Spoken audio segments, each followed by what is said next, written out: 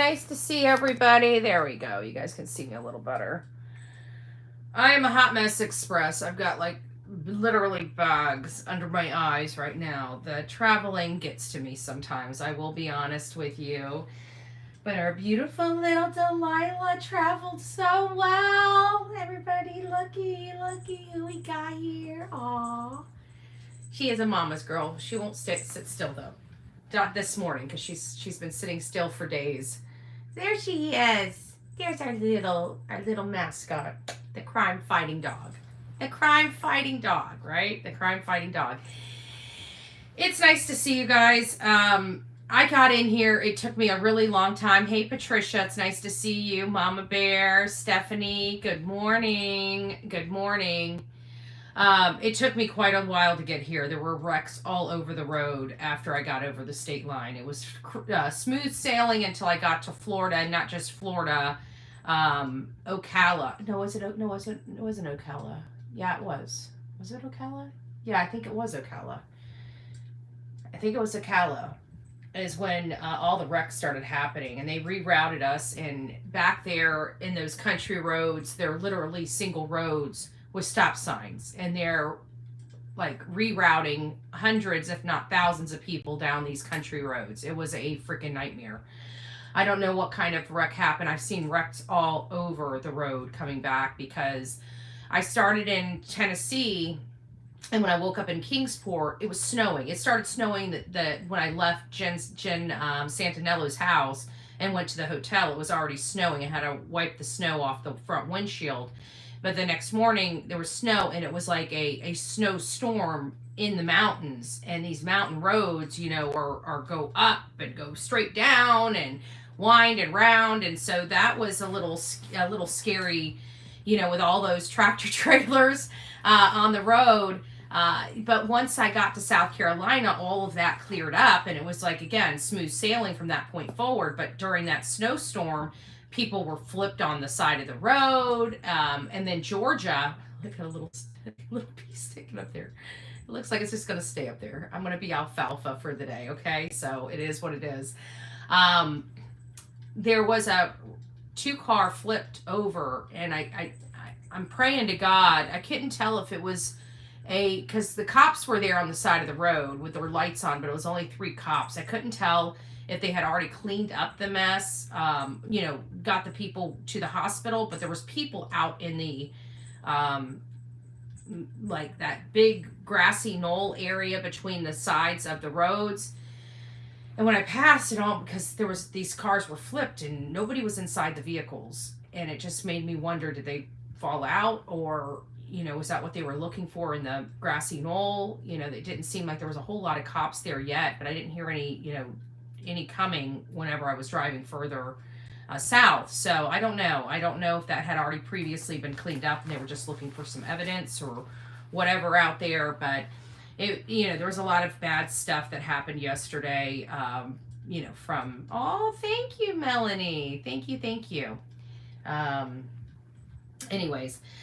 Getting back to what we're here for, I got home. I knew that Seth was going to be going live at 8 o'clock Central, 9 o'clock Eastern, and of course, I get here and I had like literally 30 minutes and I didn't even throw anything out of the car. I literally ran in here. I stopped by to get me something to eat. I hadn't eaten all day.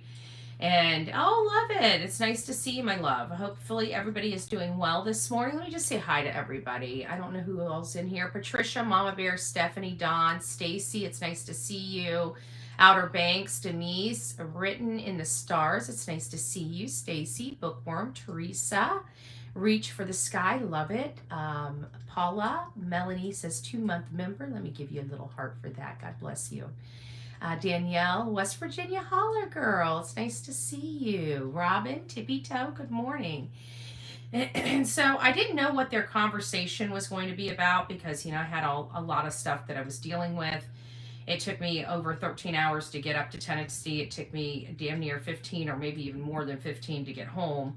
So to say the least, I'm car lagged. I'm not jet lagged. I'm car lagged, right? So I'm exhausted, and I tried to stay up, and I honestly, when I was listening to Seth last night, I got through some of it, and I didn't realize I fell asleep until I fell asleep. You know, I woke up, I was in and out throughout the entire interview. So I figured since I must have missed some things. I didn't want to waste time this morning and re-listen to it without you all here. Oh, I am Team Summer. By the way, I am Team Summer. Thank you, thank you, thank you. God bless you. I appreciate you being here, hun. DNA. Kathy, don't forget to get those likes up. We have 176 people in chat right now and only 37 likes at the moment. So I figured there may be some people that didn't get a chance to see this or hear this. And I wanted to make sure that we got to hear it together. If I was going to listen to it, I might as well listen to it with you guys. I'm not going to really show anything. We're just going to listen to it because there's already a few things that I've got notes for. Just as I was starting to listen to it, I'm like, you know what? We probably just need to do all this together. Make it easy. Then I'm not listening to it, you know, getting my notes and listening to it. We'll just have conversations about what we hear. Make sure I'm not pulling the cord out because I need this one to be plugged in because this one's out of juice. Everything's out of juice this morning. So let me get this open and we're just going to get started on this, okay? The intro came in and then Seth said a beautiful prayer. It was good. Shows LE favorite. Yes, I do agree with that. And I did hear, you know, we've been complaining a lot and been very highly critical, ultra critical of the handling of this case at the beginning. And I have brought up several times my dismay with not turning that house and that bedroom in a crime scene. I don't give a rat's patootie whether you believe this child ran away or not. The initiatives and the directives are clear from the National Center of Missing and Exploited Children. The reason why they have these directives is so when things do take a turn for the worst, you've covered all your bases and didn't contaminate anything. And you've got as good, credible evidence for your case. That is why they say it's important to turn the home in that child's room into a crime scene, okay? Even if they dropped the ball, when TBI came on that scene, they knew better, okay? Period. They knew better.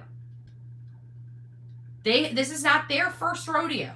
Why these things weren't done even after TBI got to the scene is beyond me, but I've already been critical of this. I'm not going to make this into, you know, Ellie's clear shortcomings when it comes to this case. But we are going to start focusing on some of the stuff the mom and the stepfather said, okay? Now, we all know that there's something that just is not sitting right with us when it comes to the mom and stepdad, okay? Chris and Katie, okay? And this is a issue that we've had for quite some time because we've seen their inconsistencies over and over and over again. But hearing this stuff from Seth's purview and breaking this down, some stuff that he's kept close to his vest, he has now released to the public. So let's listen to what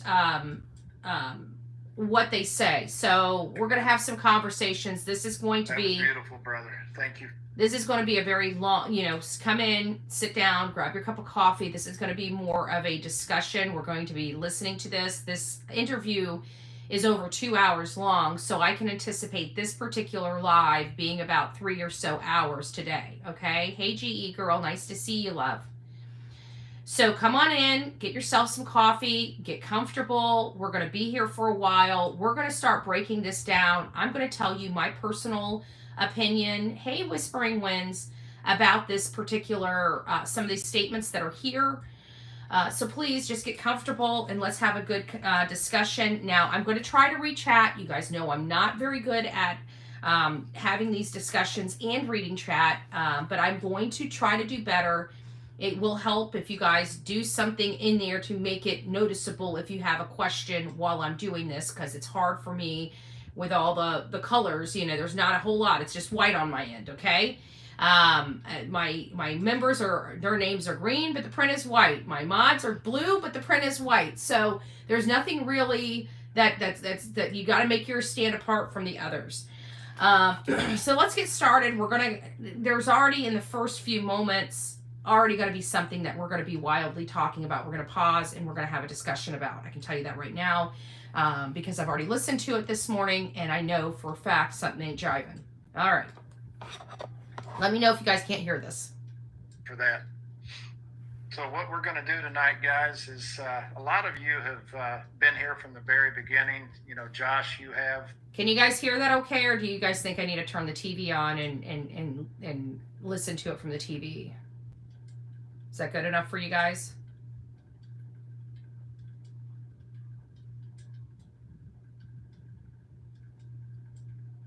That's okay. Okay. All right. Then we'll keep going. You know, the first 60 days, as most of you know, that I was involved in another case and was not here for those first 60 days. And we've been blessed with a lot of new followers in the case. A lot of people have been asking questions.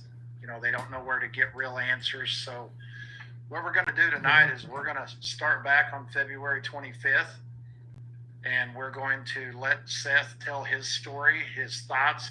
Now, I'm going to let this just roll through for this part because, you know, this is perfect. I'm glad to hear this sounds good. All right. I wish I could show it on here, but they have some, you know, they've registered this and whatever, so I don't want to get hit. I don't think they'd hit me with copyright, but I don't know how the content ID thing works, so we're just going to listen to it. So here we go.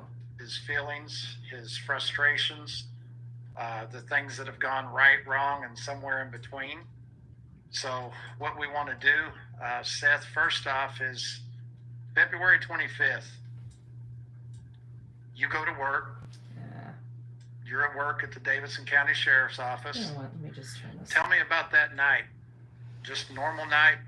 Tell me about the night of work leading into the morning of February 26th. Hold on, I think I am going to turn this. Woke up, did my normal thing, got dressed, left. Sorry, I know you guys don't want to see my face. I arrived to the garage around 6 o'clock.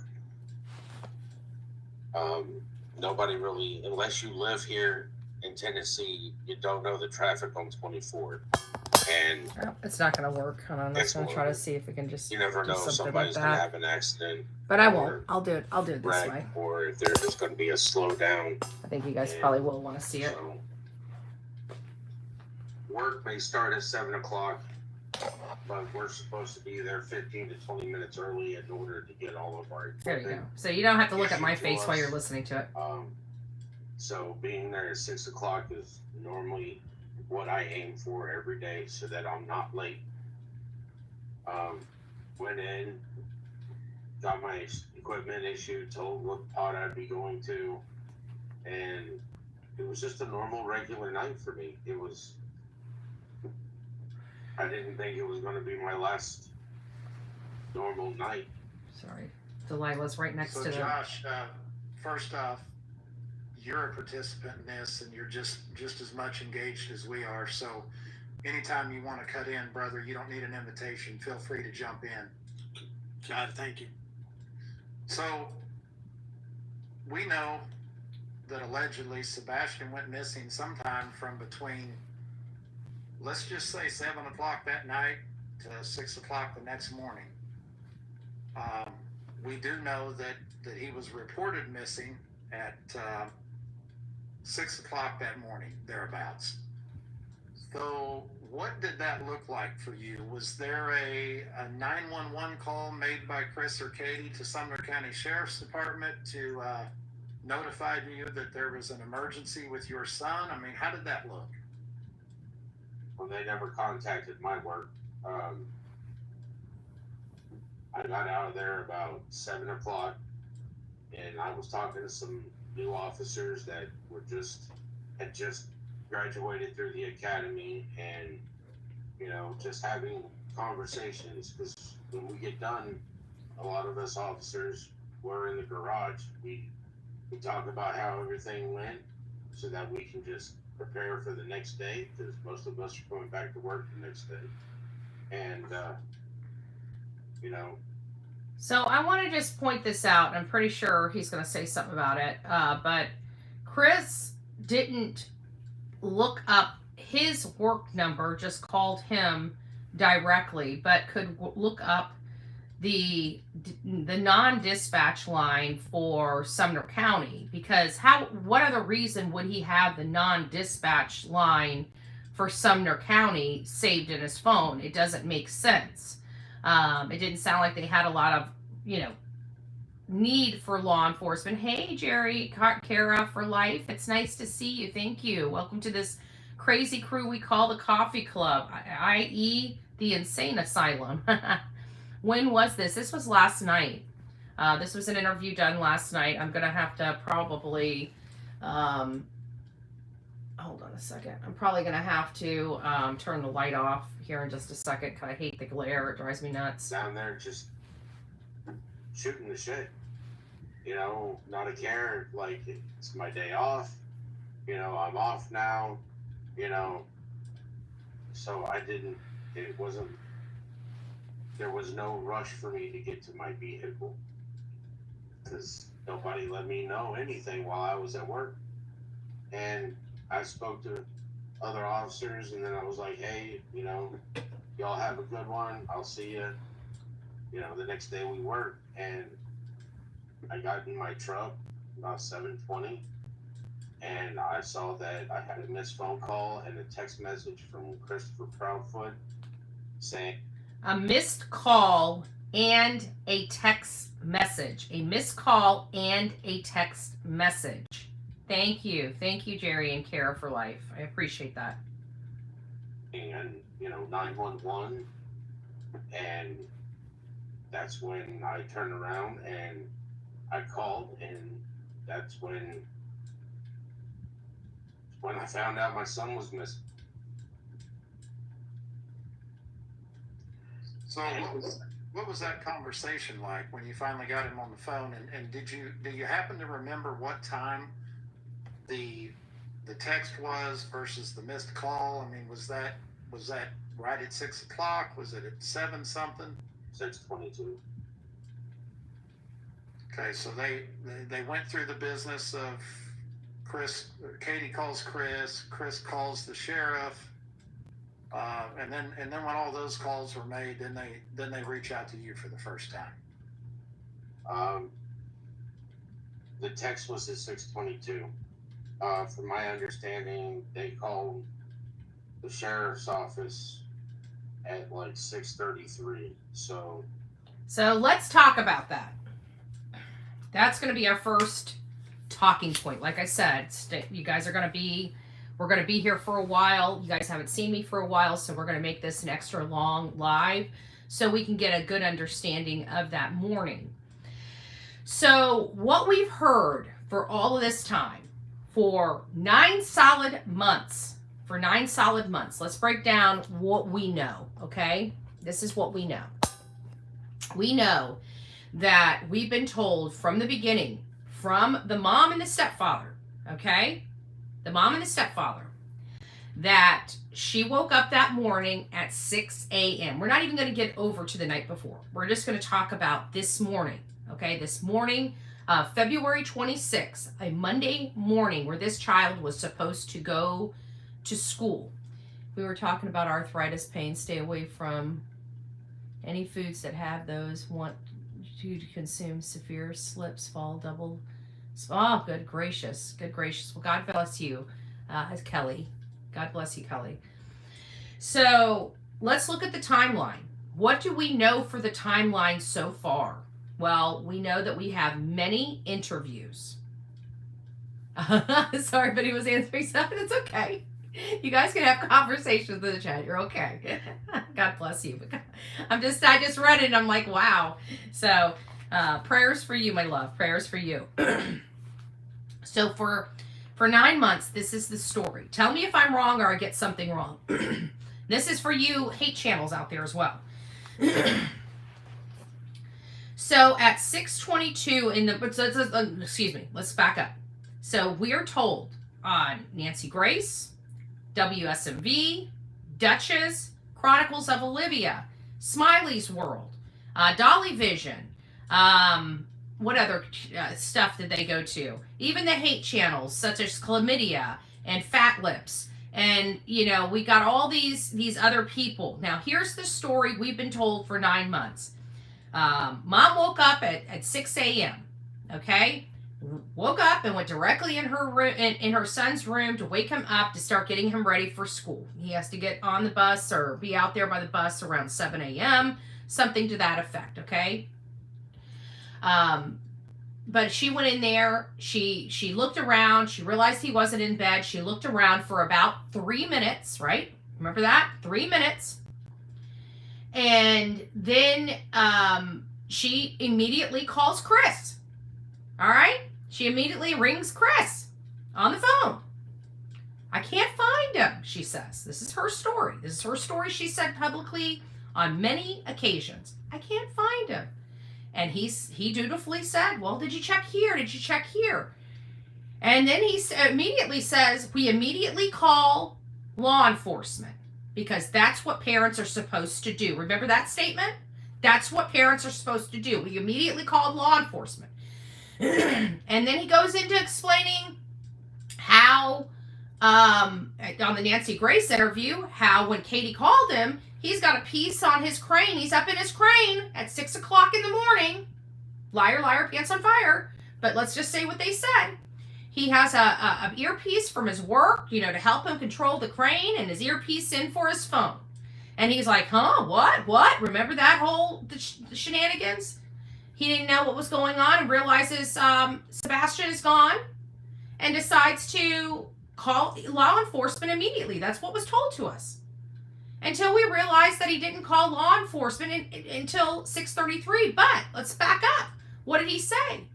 I called the non-emergency line because Katie was hysterical, so she was on three-way, and we called law enforcement immediately.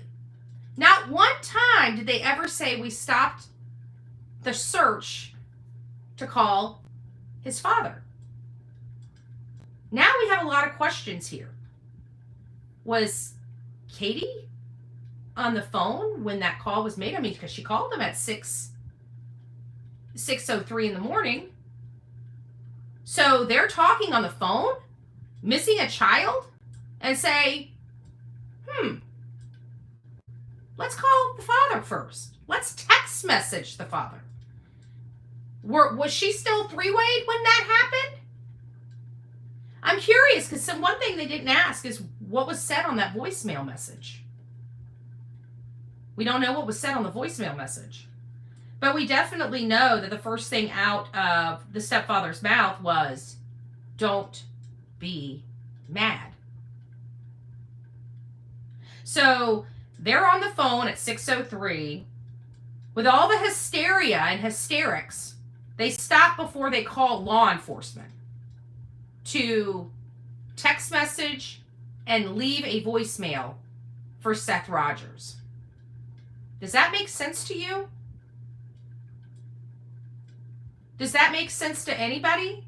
Why would somebody call the father before they call law enforcement to report the child missing?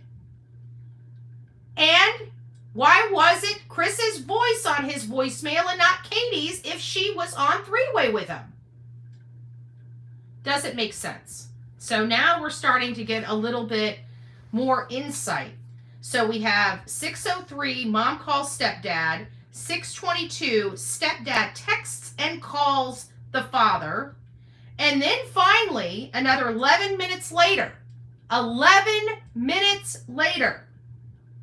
now it's time to call law enforcement. What did they discuss between 6:22 and 6:33 before that call to law enforcement happened? That 11 minutes.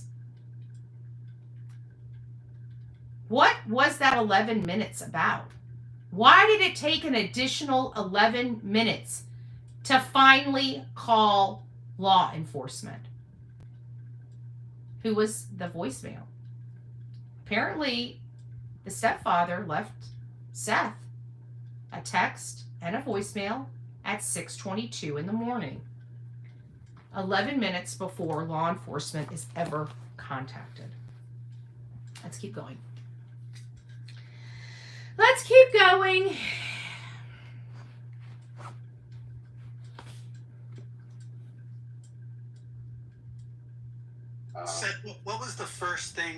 that Chris said to you on the phone? What was the very first thing he said? Don't be mad. Come on. And at any point, did he ask you if you had seen Sebastian or heard from Sebastian? Sorry, dogs don't care where they He sit. never asked me that sort of stuff. All right, stop number 2. Discussion point number 2. You have a child. You're calling law enforcement that this child is missing. You know that this child has a good connection with his father, and you don't even ask whether or not you've received a phone call or a text message from this missing child. You never even bother asking the question.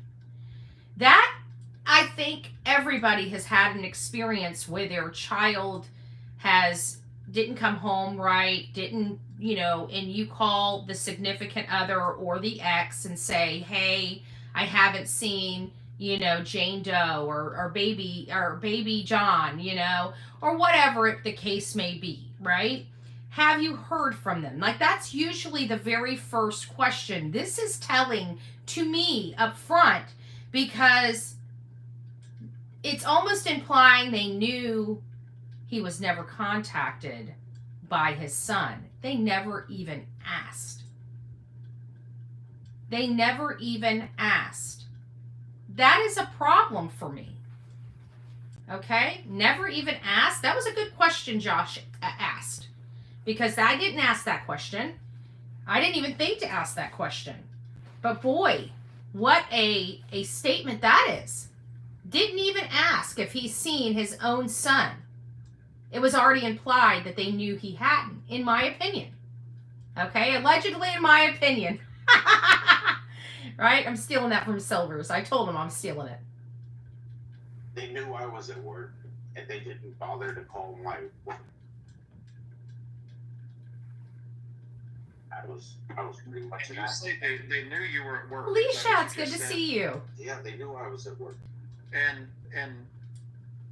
I'm assuming that Josh or I or anybody else that really wanted to get an urgent message to you could call Sumner County Sheriff's Office and say we have. Okay. They live in Sumner. I work in Davis County. Yeah. I also want to say, if the stepfather can look up the non-emergency line to call to report his stepson missing, would it be too far-fetched that they could have looked up the jail number to reach out to Seth because of this urgent emergency? Hey, Tinks, God bless you. Thank you.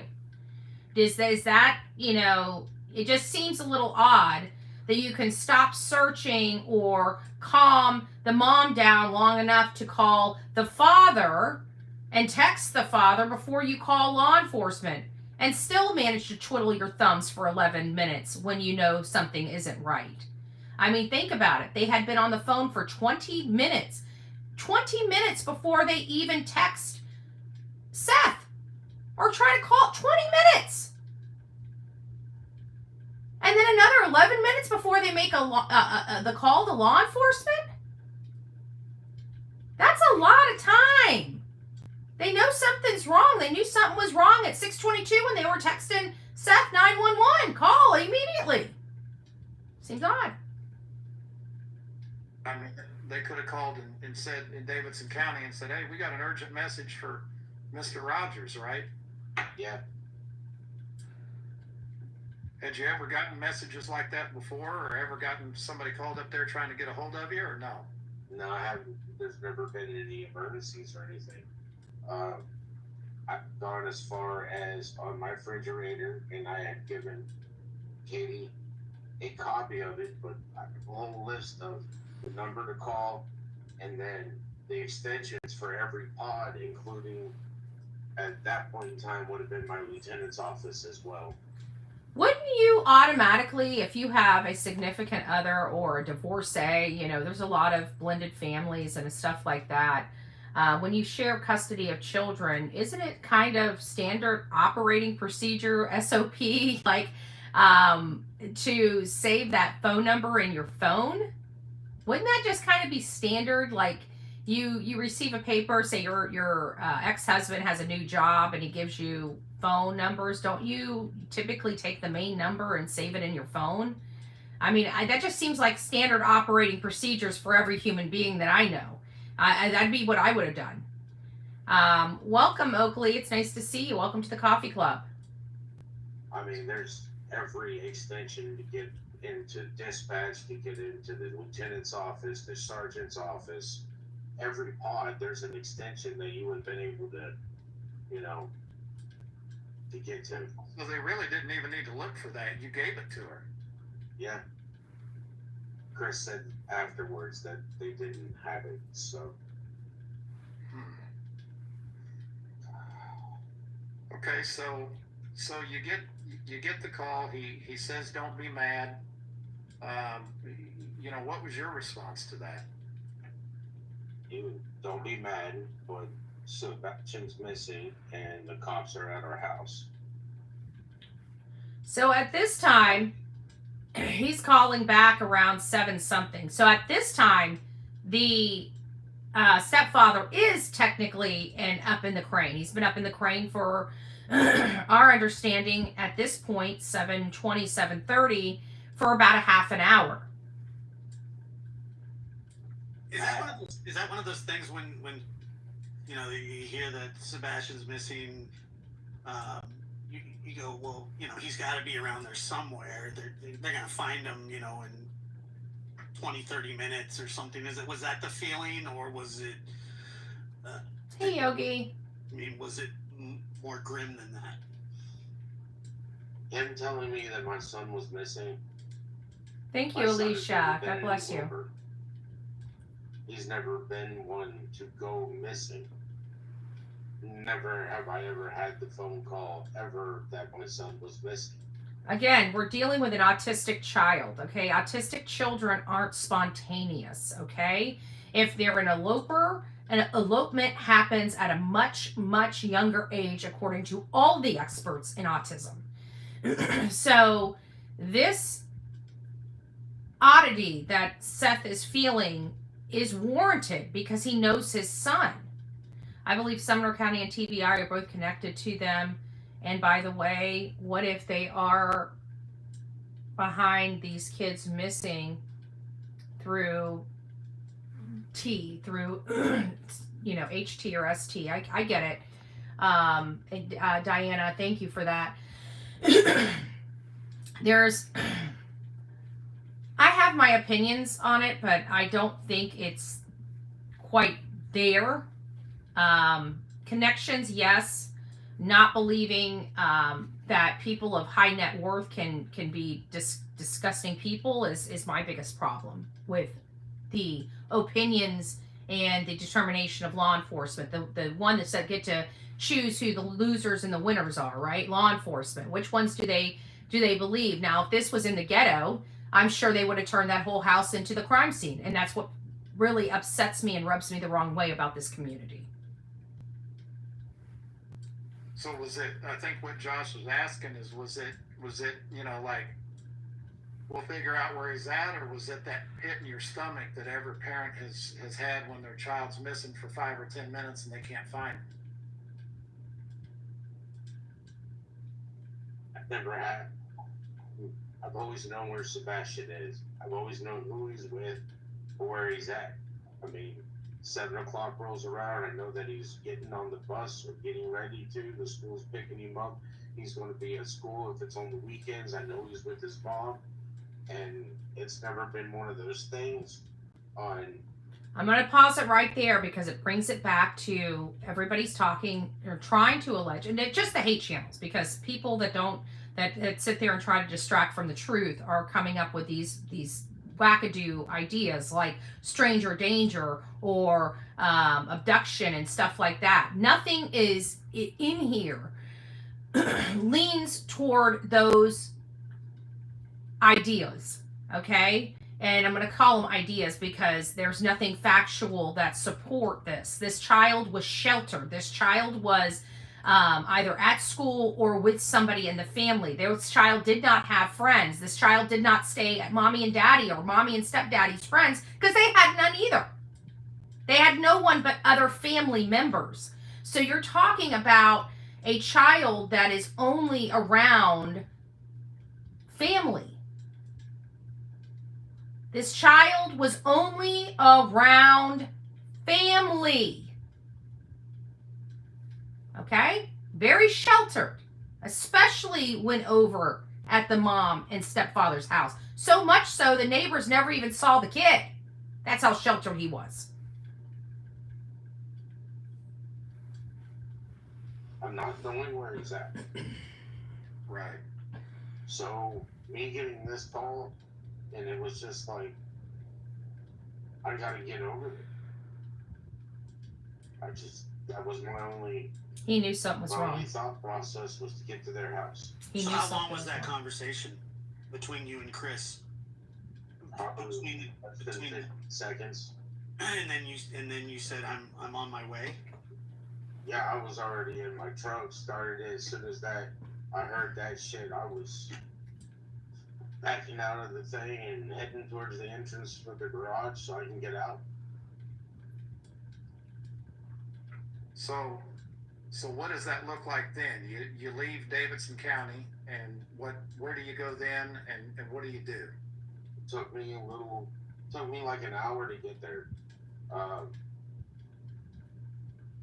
Straight there. Straight there. I mean, it was just pedal to the metal and go. Morning traffic going straight over there.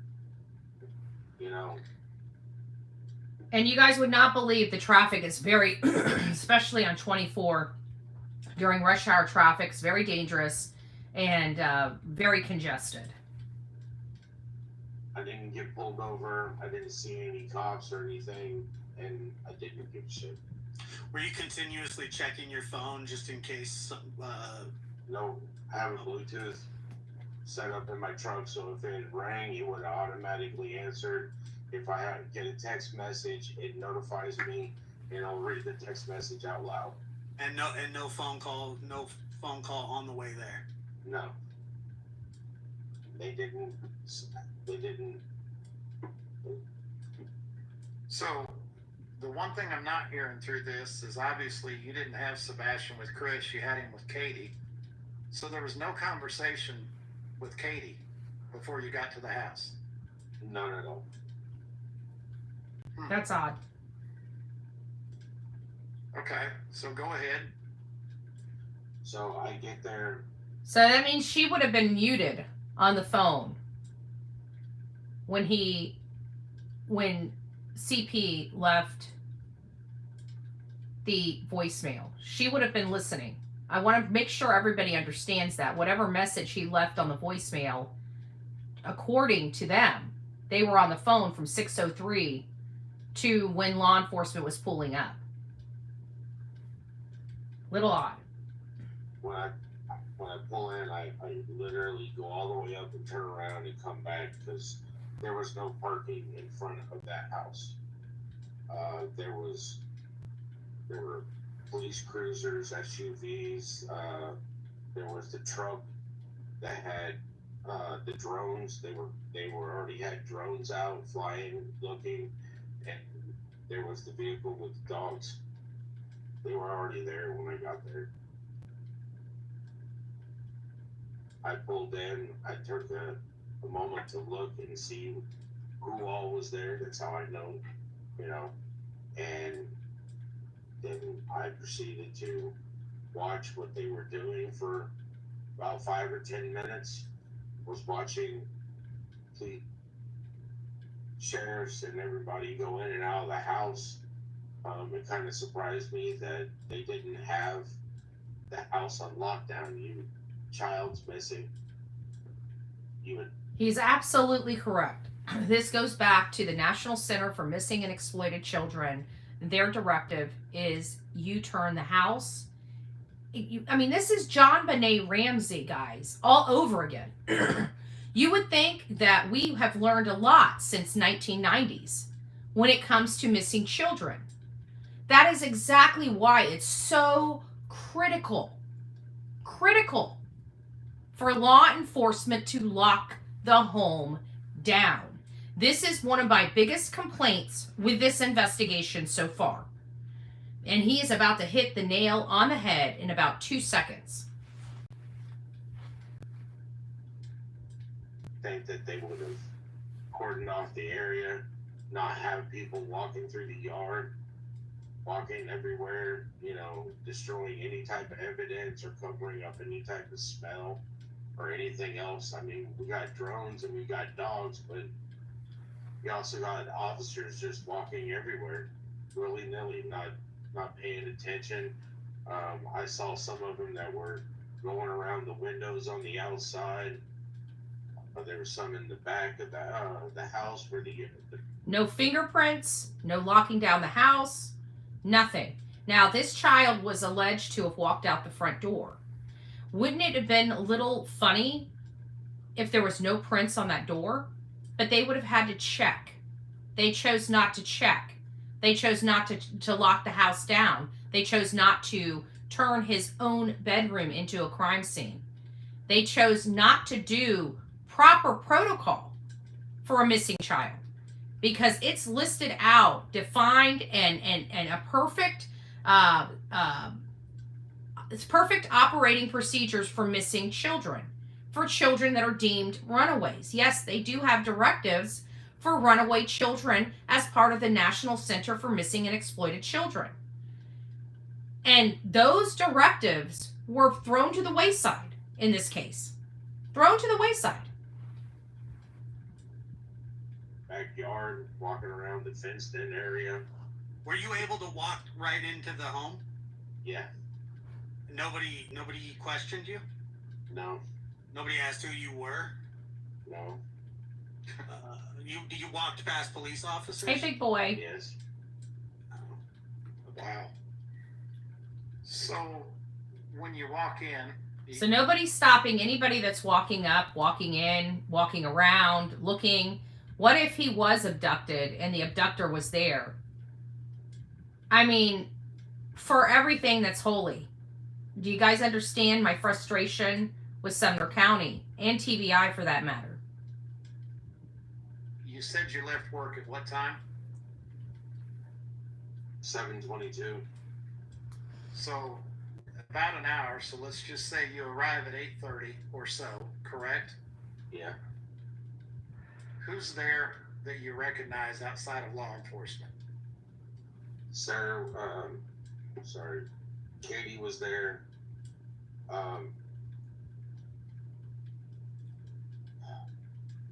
Katie was there. I think he forgot the lady's name.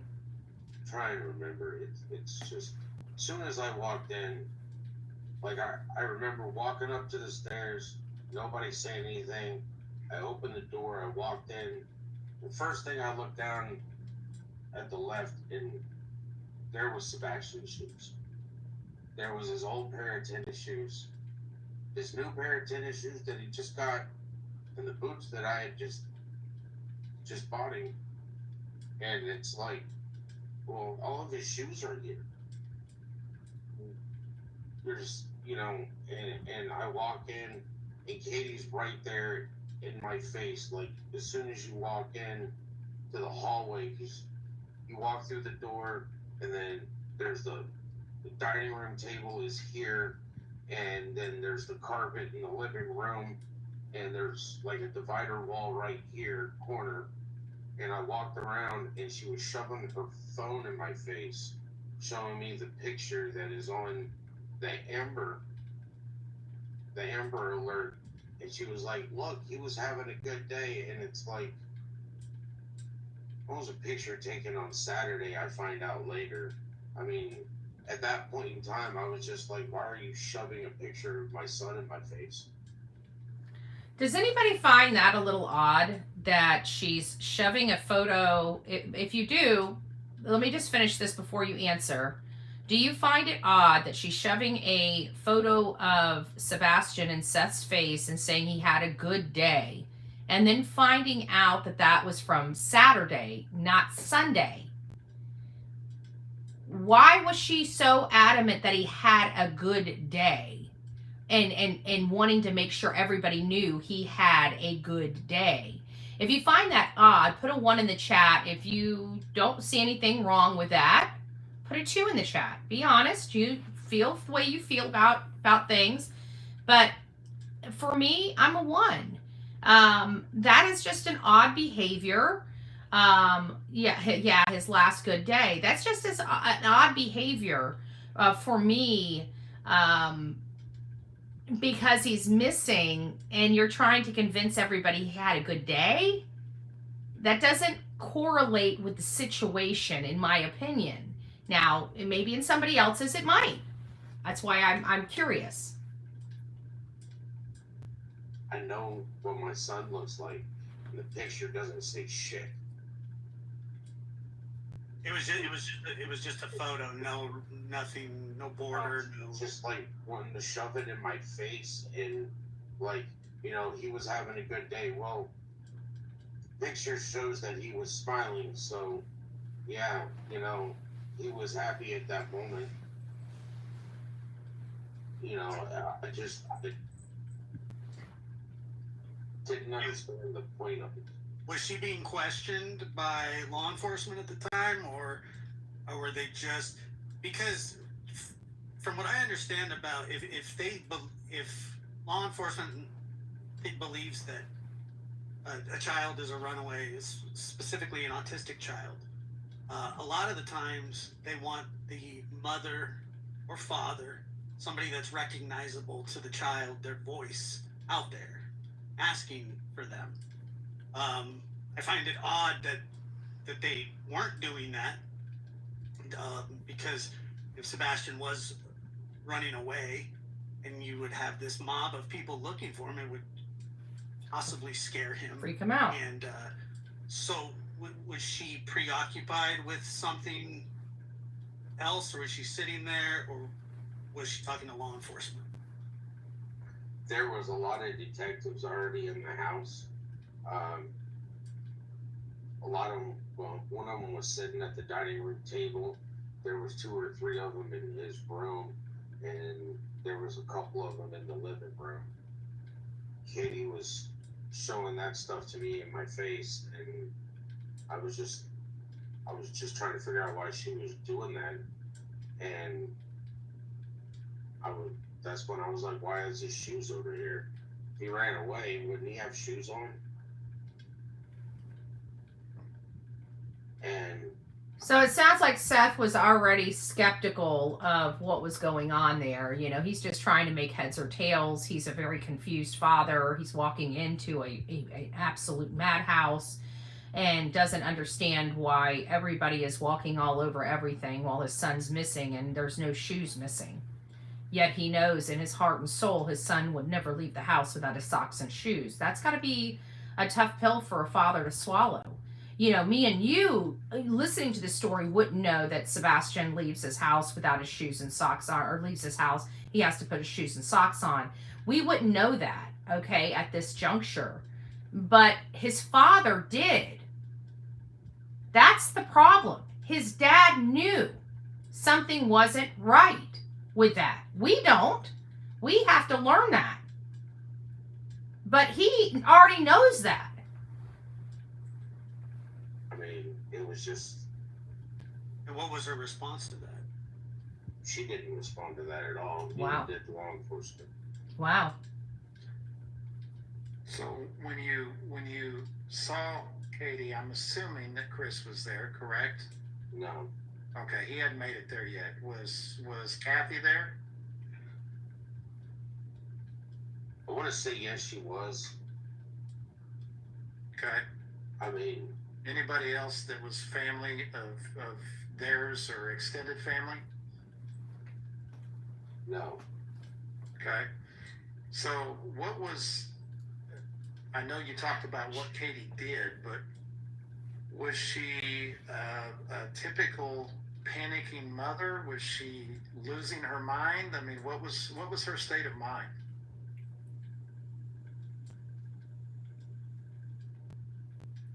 I didn't notice anything really about her state of mind at the very beginning.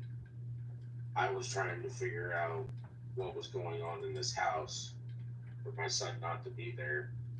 So, you know, Was she screaming? Was she crying? Anything like that?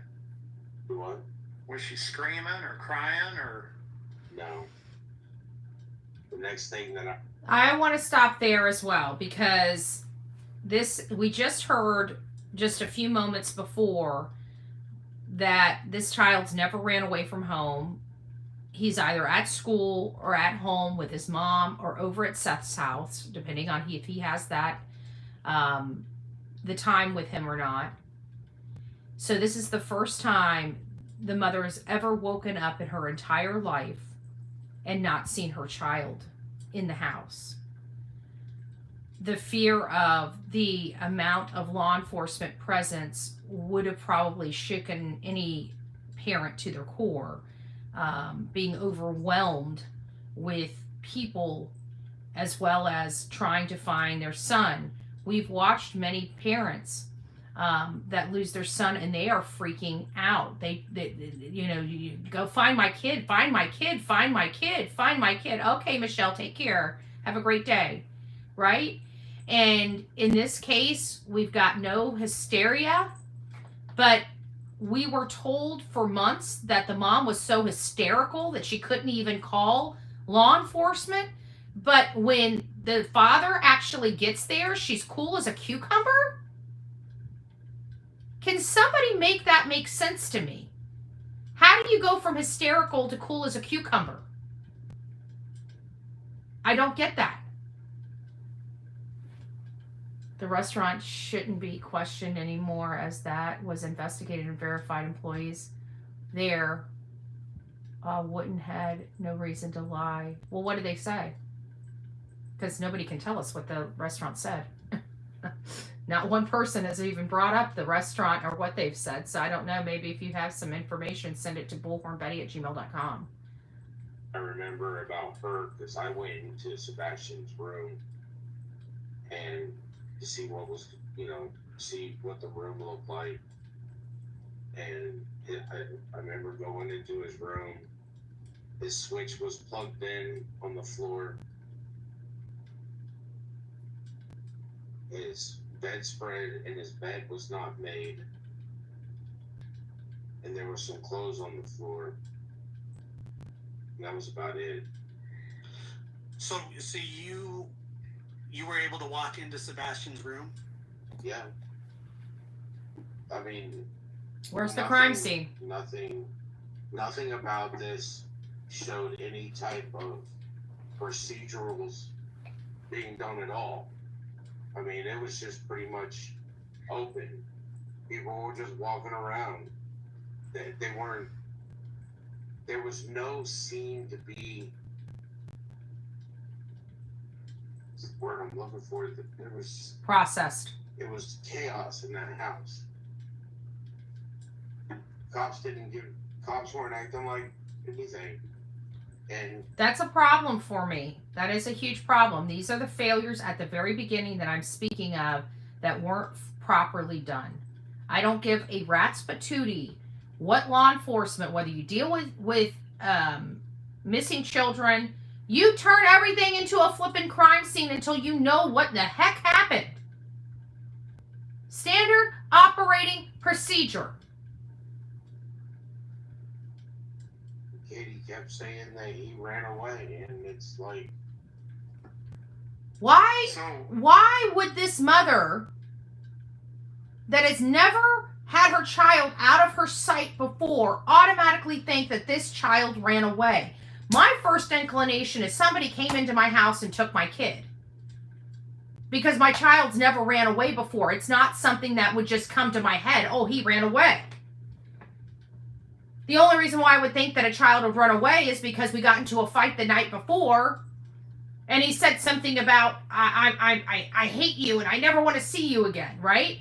Then you would think, okay, the next morning I wake up, the child's gone. Oh my gosh, he ran away. But trying to convince the world that he's not an eloper, he has autism, there was nothing to see the night before, there was no fights, no disagreements, he had a great day, the best day he's ever had, and then he runs away that day, and that's the first thing you think of when your child's not in bed. To me, that does not correlate with normal parental behavior in a situation like this. Okay? Call me crazy, but no parent that has a great relationship with their child, and their child wakes up the next morning after having an amazing day and they're not there, are you going to automatically think that this child ran away from home? There would be something that gives you a reason, a pause, to think that this child ran away from home. Thank you, Stacy. Angel of Light, you received your Bullhorn Betty membership from Stacy. Don't forget to tell her thank you. God bless you. Thank you for that. So, Josh, you do a lot of work with Chris McDonough from multiple things, but from the Cold Case Foundation most famously. So they're not looking at that. You tell me this. This is more of a question. They're not looking at that as necessarily as a crime scene in that situation, but one thing that we do know is that it is a scene. Correct? Yeah, so basically it sounds like what they showed up to was that they're under the assumption that he's an autistic child who has ran away. Happens a lot, and it does. And they were uneducated in the fact that a child that doesn't elope typically doesn't elope at an older age. They weren't informed well at the beginning, in my opinion, intentionally. Typically, children are found pretty fast, that do run away, relatively fast at least. Sometimes, week or less, but yeah, it to me, it just seems like they didn't feel as though there was a crime, but I mean, it is completely odd that a child goes missing and that people are in and out of the house. Right. You could walk into a child's room, nobody checking on who is who. That's because without them knowing, they could speculate. Clearly, they speculated he was a runaway. Yeah. But without them knowing, it's also fair to speculate that it could turn into a crime scene. Yeah, but the problem with this stuff is you got to understand this isn't like Chicago or New York or something like that. This is where I disagree with Josh, because it doesn't matter where the location is. The directive from the National Center for Missing and Exploited Children, a nonprofit organization that helps train law enforcement on these procedures and protocols, are very, very specific. And they should have followed those directives and instructions, and they failed to do that even after TBI came on the scene. There's no excuse. And I'm not going to sit here and give this law enforcement body, the top brass that makes these decisions, an excuse. You have a missing child. You're having all these people coming in to help provide resources, and you're failing to follow the most important resource of them all, the National Center for Missing and Exploited Children, that gives you a clear-cut procedure for runaway children. A lot of these small county sheriff's offices have never really, they've dealt with runaways and things like that, but when it comes to like this large of scale and this search that they went through, they're not always equipped for that stuff, and they're not experienced at it a lot of the time.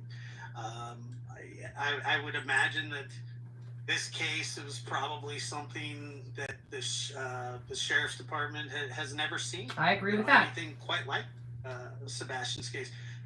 And if you go into a bigger city, unfortunately, they are more equipped and they'll deal with this stuff a bit more. And not saying that they're, but they had EquiSearch out there, which is very keen on the proper procedures and protocols. They could have reached out to the nonprofit organization's National Center for Missing and Exploited Children, which happens to be the clearinghouse for all Amber Alerts, which they enacted on the 27th, the very next day, and still didn't follow proper procedure or protocol even after it going to the clearinghouse of the National Center for Missing and Exploited Children. They have more resources, they have more experience. But it does sound like Sumner County did eventually call in for help, but the initial stages of an investigation of a child going missing, I mean, each hour is crucial. Yeah. Every second is crucial. If this child was abducted, statistics tell us that they would not be alive past 3 hours. That's the statistics if this child was abducted. And they didn't even turn the house into a crime scene. Absolutely. Yeah, and I mean, on the outside chance that it would turn into something else, I mean, we got people running in and out of the house and in and out of the bedroom. I mean, at that point, it's contaminated. It's contaminated. Yeah. Question about it. So how long does this go on, Seth? I mean, is it 2 or 3 hours of just people running around the house like crazy people, or what's going on? Me personally, I'm losing my mind. My son's missing, and I see nothing going on. I don't know how long they've been searching. I don't know when, they were initially contacted. I saw that nothing was going on in the house. I left.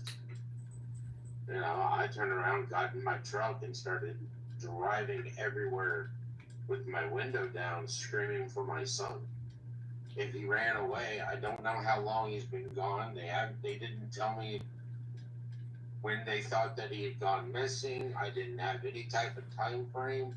No, nothing. I just started driving around. Like, I took a road until until 2 or 3 miles had gone down the road, and I was turning around and road would show up. I'd make a left on it. I found out at one point in time I was at the very top, the highest point in Sumner County, because I was speaking to a gentleman that lived in a house, and he was like, "Who you looking for?" Because I saw him in the yard, and I was like, "Hey, have you guys seen a child about 5'5", sandy blonde hair?" No. The mom didn't even do that. According to Miss Bobby, the mom left her driveway and exited the community. And you've got the dad there hours later driving around hollering his son's name. Mommy Dearest wouldn't even do that. She was gone all of 10 minutes. White kid, skinny, very, anywhere, and they were like, "You're talking about the missing child?" I'm like, "Yeah." Everybody in the community seemed to already know about it. I mean, they had the reaction from Sumner County when it came to asking people to come help. Other law enforcement agencies, they had a lot that they asked to come help. I mean, Wilson County, Williams County. I mean, there was people. It felt like it was all hands on deck, pretty quick, right? It was, until later on when I started thinking about it. So Josh asked you if they just let you walk through the house, nobody asked you who you were, let you walk into his room. Did you have any interaction with law enforcement? And if so, how did they treat you? Well, I was still in uniform, which is probably why they didn't ask me who I was. And Katie probably told them who I was after I came inside. I mean, obviously, her coming up with me. I will tell you that doesn't matter. Only certain law enforcement agents are required to do certain things. So even if you are wearing a law enforcement uniform, they should not just let you roam freely on a crime scene or a missing person scene. Shoving her phone in my face, kind of, you know. Obviously, she knows me, and obviously, with her statement, look, he was happy. I'm so this. I still don't understand why it matters if he was happy or not. I mean, to sit there and make that point to me, like, I don't get that. He's missing. Yeah, that's an important factor. I haven't had coffee today, so I don't know why I got the coughs, but why was she adamant that he had a good day? Why was she so adamant to let everybody know he had a good day? This is an issue, you know, this is something that it was important for everyone to know he had a good day. And she was using a photo from a Saturday, not Sunday, but she was trying to imply that it was from Sunday, which doesn't make sense to me in the grand scheme of things. Doesn't matter if he was happy on Saturday or Friday or Sunday. The fact is he's missing. And it's was it normal, you know, backing up before we move forward, was it normal for, you know, she made a point of saying in several interviews that she took him to do all of his favorite things, all the way from breakfast through activity. Wow. That is kind of weird to hear that. She did all of his favorite things that day. All of his favorite things that day. I know a lot of people have brought that to my attention throughout this 9 months. Through visiting family members, through his favorite place for dinner. Was that a normal situation? I mean, was it, or would they normally, you know, maybe she'd take him to a place he liked to eat, but not just load him up on all of his favorite things? I mean, I know I wouldn't, and for all the stuff that she was supposedly doing with him. And I want to bring up something that's coming into my brain right now. And it is that February 26th, 2016 is the date that she filed for divorce against Seth after being together 8 years. They had been divorced 8 years when this child disappeared and has never been seen again. So I don't know if that plays into this at all or not, but that's just an observation that I remember that's screaming in my head right now. That's a lot for, I mean, that's a lot. I have a video and pictures of him at the bowling alley. And I've got a picture of him. He is not happy. Whoa! Whoa! I thought he had the best day and the happiest boy in the whole entire world. And you're telling me that according to this story, let's break this story down of everything we know from the mom and stepdad, from the mouth of babes, right? From the mouth of babes. So we have being told that he had a great day, the best day, his best day, right? They started out with a fun breakfast. Fun fact, I made spaghetti pancakes, right? Which is like a funnel cake from everything I understand. So we have that. And then we have him calling his family to brag, right? We heard that. Brag about this fun breakfast. Doesn't sound like he has a lot of fun breakfasts if he is calling to brag about this particular day's fun breakfast. Just my opinion. Don't know if that's a fact. So we have this fun breakfast. Good gracious, you're making a lot of noise here. Let me take this off of you. Hold on a second. Let me get her quiet. We have this fun breakfast. Then we hear that they went to go pick up a niece, allegedly around 11, right? And that they went over to BJ's. They had a great time. He got this colossal popcorn, which there's no such thing as colossal popcorn at BJ's. But he got a colossal popcorn. Why that was so important, don't know. If he just had a fun breakfast, why would he need a colossal popcorn just an hour or so later? I don't know. But that's what's been said. And that they went home to put away snacks. Snacks. My favorite word in the whole freaking world. Snacks, right? We don't know how long they were there, and then they went to play video games at the Strikes and Spares bowling alley. And then they had a great time there. Not my words. Her words. They had a great time there and went over to have dinner at the Texas Roadhouse. So we're learning before they even get to the Texas Roadhouse that Sebastian's not a happy kid. We were told he was happy all day. Nothing to see over here. We were told he was happy. He was, enjoyed his day. And now we're finding out that Strikes and Spares, he wasn't happy. And it kind of brings us back to the first time we heard Seth talk about the proof of life video and the demeanor of his son. And he said it wasn't right. That he didn't seem happy. Now we're learning he wasn't happy even at the Strikes and Spares. So this idea that he was overstimulated is starting to rear its ugly head, because let's face it, autistic children are overstimulated different ways. And many people have tried to say that this child, oh no, his mom wouldn't have done that. His mom didn't over stimulate him. My kid could do this. We've had other people in here saying, I have an autistic child and my child could do this, no problem. But that may be true, but that's your child. And if you know anything about autism, different things affect different children different ways. Different children at different ways. This child appears not to be happy before he even leaves the bowling alley after playing video games.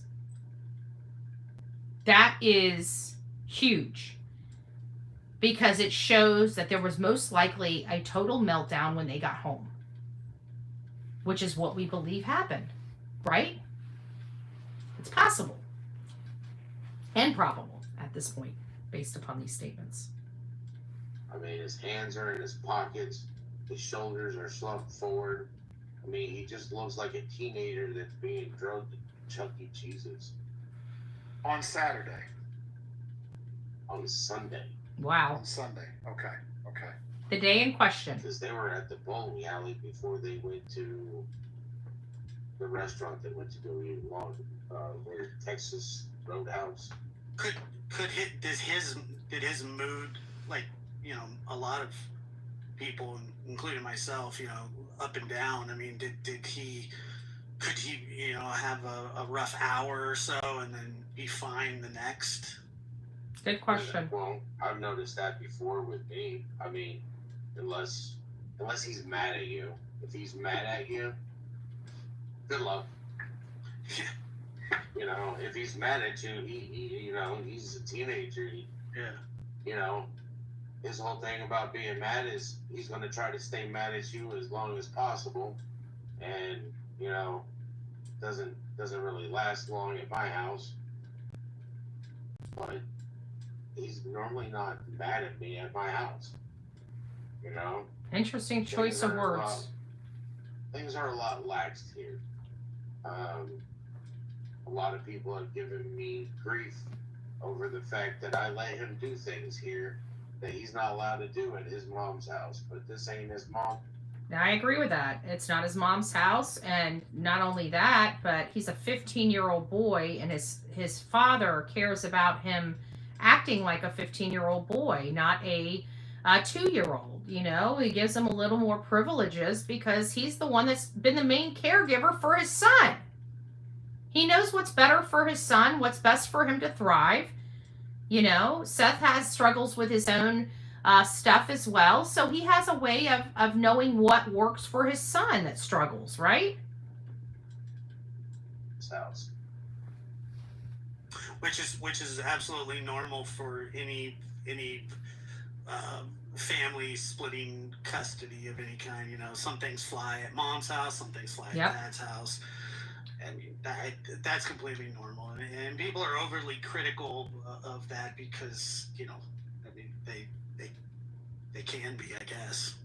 Well, I think, Josh, you and I talked about it on your show one night. I mean, people made a big deal about Seth allowing him to have access to a phone. And in the world we live in today, I mean, you know, these 15-year-old kids that roll into my house have $1,500 phones, and you don't see a one of these kids without a phone. I mean, to me, it's more odd they wouldn't have a phone. That's Correct. true. You know, he was, speaking of phones, he was so locked down on that phone that he would, Listen to when he this. came to my house, he would literally plug it in and leave it in the kitchen because that phone couldn't do anything. I mean, at one point in time, I remember asking Chris and Katie, listen, I know you got his phone locked down, but can you at least put it so he can use the calculator? The calculator. He couldn't even use a calculator. You know, if he's doing math or he's So again, everybody wants to talk about the stranger danger possibility. Okay? The stranger danger possibility, which, Delilah, can you park it, please? The stranger danger possibility. How can you have stranger danger possibility at that particular house when this child doesn't even have a calculator on his phone? Can't even use a calculator. Can't even, at this point, can't even watch videos or movies or play games or anything. something, or I need him to make a list for me. I mean, there's got to be something that you can do. And it's like, so they put it so you can use the calculator and stuff on there. I mean, did they ever tell you what they thought the danger of him having the internet was? they didn't want him to have access. I mean, as at one point in time, you know, it was locked down, so he couldn't play video games on there. And then Katie had complained, and Chris had complained a couple times that instead of going to sleep at night, he'd be up watching YouTube videos. Okay. Well, that's when you are a parent and you take the phone for the evening, or you have them plug it up on the counter in the kitchen to charge at, say, 9 o'clock. I mean, there's ways around it, but to remove all of that because he stays up and plays on it, I mean, it just doesn't make sense because they know he has sleeping issues, and he gets up in the middle of the night to go get snacks. So, I mean, I'm not understanding the philosophy behind it, I guess, is the problem. You know, and it's like, well, it's simple. Put a timer on it. Yep, good. When it's bedtime, no more internet access. Exactly. I mean, so at some point, Seth, you quit driving around and you ended up back at the house with Katie, with Chris, with Kathy. Chris wasn't there when I came back. Okay. So he still wasn't there yet, but you got back, and clearly Katie was there, Kathy was there. I came back, I turned around, I spoke to one of the detectives. I was like, has there been any word, anything yet? You know, walked in. I don't feel comfortable around my ex-wife and her family. I mean, I really don't. I mean, they're not, she's my ex. I don't feel comfortable around her. I mean, I have my reasons for not feeling comfortable around her. She dragged me through the dirt and did a lot of dirty, underhanded stuff, in my opinion. And we know about, you know, we learned about alleged abuse on my live as well. My interview with Seth. I'm not there to hang out. You know, I'd come back to speak to the detective, any word, anything. No, okay, turn around, and I would leave again to go search more. You know, I didn't have I don't have the patience to sit. My son is missing. I'm supposed to protect him. I'm supposed to find him. He is missing. My goal is to find him. So, And his goal has not changed since day one of his son missing. Where we have, I mean, let's face it, facts are facts. The mom and stepdad ran away. They concocted this cocky-mamie, oh, we're being harassed because we go and watch other people's live streams, and so we're going to take off for 2 weeks. Nobody's been harassed more than Seth Rogers. I'm sorry, they just haven't. And he's still here. Look at him. Right there. Oh, excuse me, wrong side. That right there. Right there. There's the man right there. After everything he's been through, he is still fighting for his son. He's still going out looking for his son. He's still doing everything to bring his son home and to bring his son home safely. And we have an entire family that just isn't doing that. That wants everybody to believe that this child had the most amazing day and had the best day and fun and was just happy-go-lucky guy. It's not true. when you come back there and you have a little bit of interaction with law enforcement, how were they treating you? How were they treating Katie? Was it about the same? Were they showing her respect for being the mom, you respect for being the dad? I mean, what did that look like? Kat, I'll have to check. Thank you. A ghost on the wall, a fly maybe. I mean, come in, ask them if there was any news, get a no. And that's about all they wanted to really talk to me about on the first day. They were like, you need to stay around so that we can get a hold of you. And it's like, well, you can get a hold of me. I got a phone. Call me. I am going to go look for. That is the problem I have. Remember the very first major search, public search, and the mom and stepdad were seen at a barbecue joint after telling the entire search party, we can't come out and help you because we need to stay home to receive phone calls. And my biggest complaint was, oh, thank you, Angel of Light. 5 Bullhorn Betty memberships. Bren, Gracie, Little Shawnee, it's nice to see you, E. Nick, and Gemini. Don't forget to tell Angel of Light, thank you for your gifted memberships. Welcome to this crazy family we call the Coffee Club, i.e. the Insane Asylum. Because the whole entire world out there, insanity is now sane, and sane is now insanity. Oh, Crime Stories Obsessed. God bless you. It's nice to see you, my love. My son, well, make sure that you don't get out and go traipsing through the woods, because the last thing we want to do is you go missing and now we're looking for both your son and you because something happened to you while you're out there. I would care less. That's not my problem. That's law enforcement's problem. I'll go out and look anywhere I damn well please for my family. And I'm like, well, of course not. I'm staying in my vehicle, my window's down. I'm not going to be walking through the woods or anything. That's y'all's job.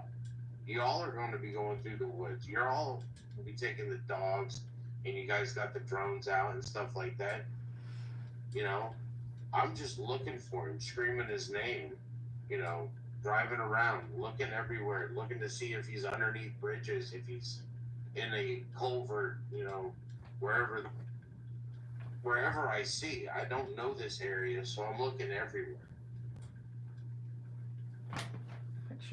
So you get back at some point, and when you get back, you go out, you search a little bit, you're screaming for your son again. It's almost become like a routine. You go out for a little while, you search, you come back, check in. At some point you got back there and Chris was there, correct? Chris was there, and Chris was there, and now the detectives wanted to talk to me, and they're like, hey, what direction do you go when you go home? And I was like, well, I have either take 24, and if I take 24, I take Long Hollow Pike down to, I told him I take it all the way down to 41, make a left, take it over, make a right at the Sonic, and then I take that road all the way to 24, so I bypass 65 and all the traffic. And they were like, okay. I said, if I take 41, I take Long Hollow all the way down to 41. Instead of making a left, I'll make a right, and I take it all the way up, and it will take me on the other side of exit 1. It's a long way, but when there's a backup on 24, it's not that much longer. It's an extra 10 minutes. And then it was like, there's times that me and Sebastian will drive through the country. We'll make a left off of 41, and we just take the back roads to get home. So those are the two major ones, 41 or 24. I spoke to him. I was like, hey, if he did run away, then he's probably trying to make it to my house. Is there any way we can pull footage from here to 24 and footage on 24 all the way up to exit 1, or footage on 41 all the way up to 40, and I was told that, do you know how long that would take? Do you know how long that would take? We don't care how long it would take. I mean, so law enforcement is giving excuses why not to pull video that could be beneficial later down the road. I want you guys to hear this.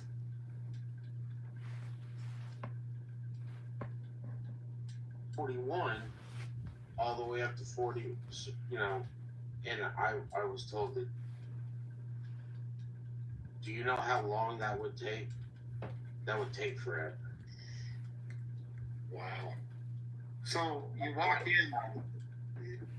in and you see Chris.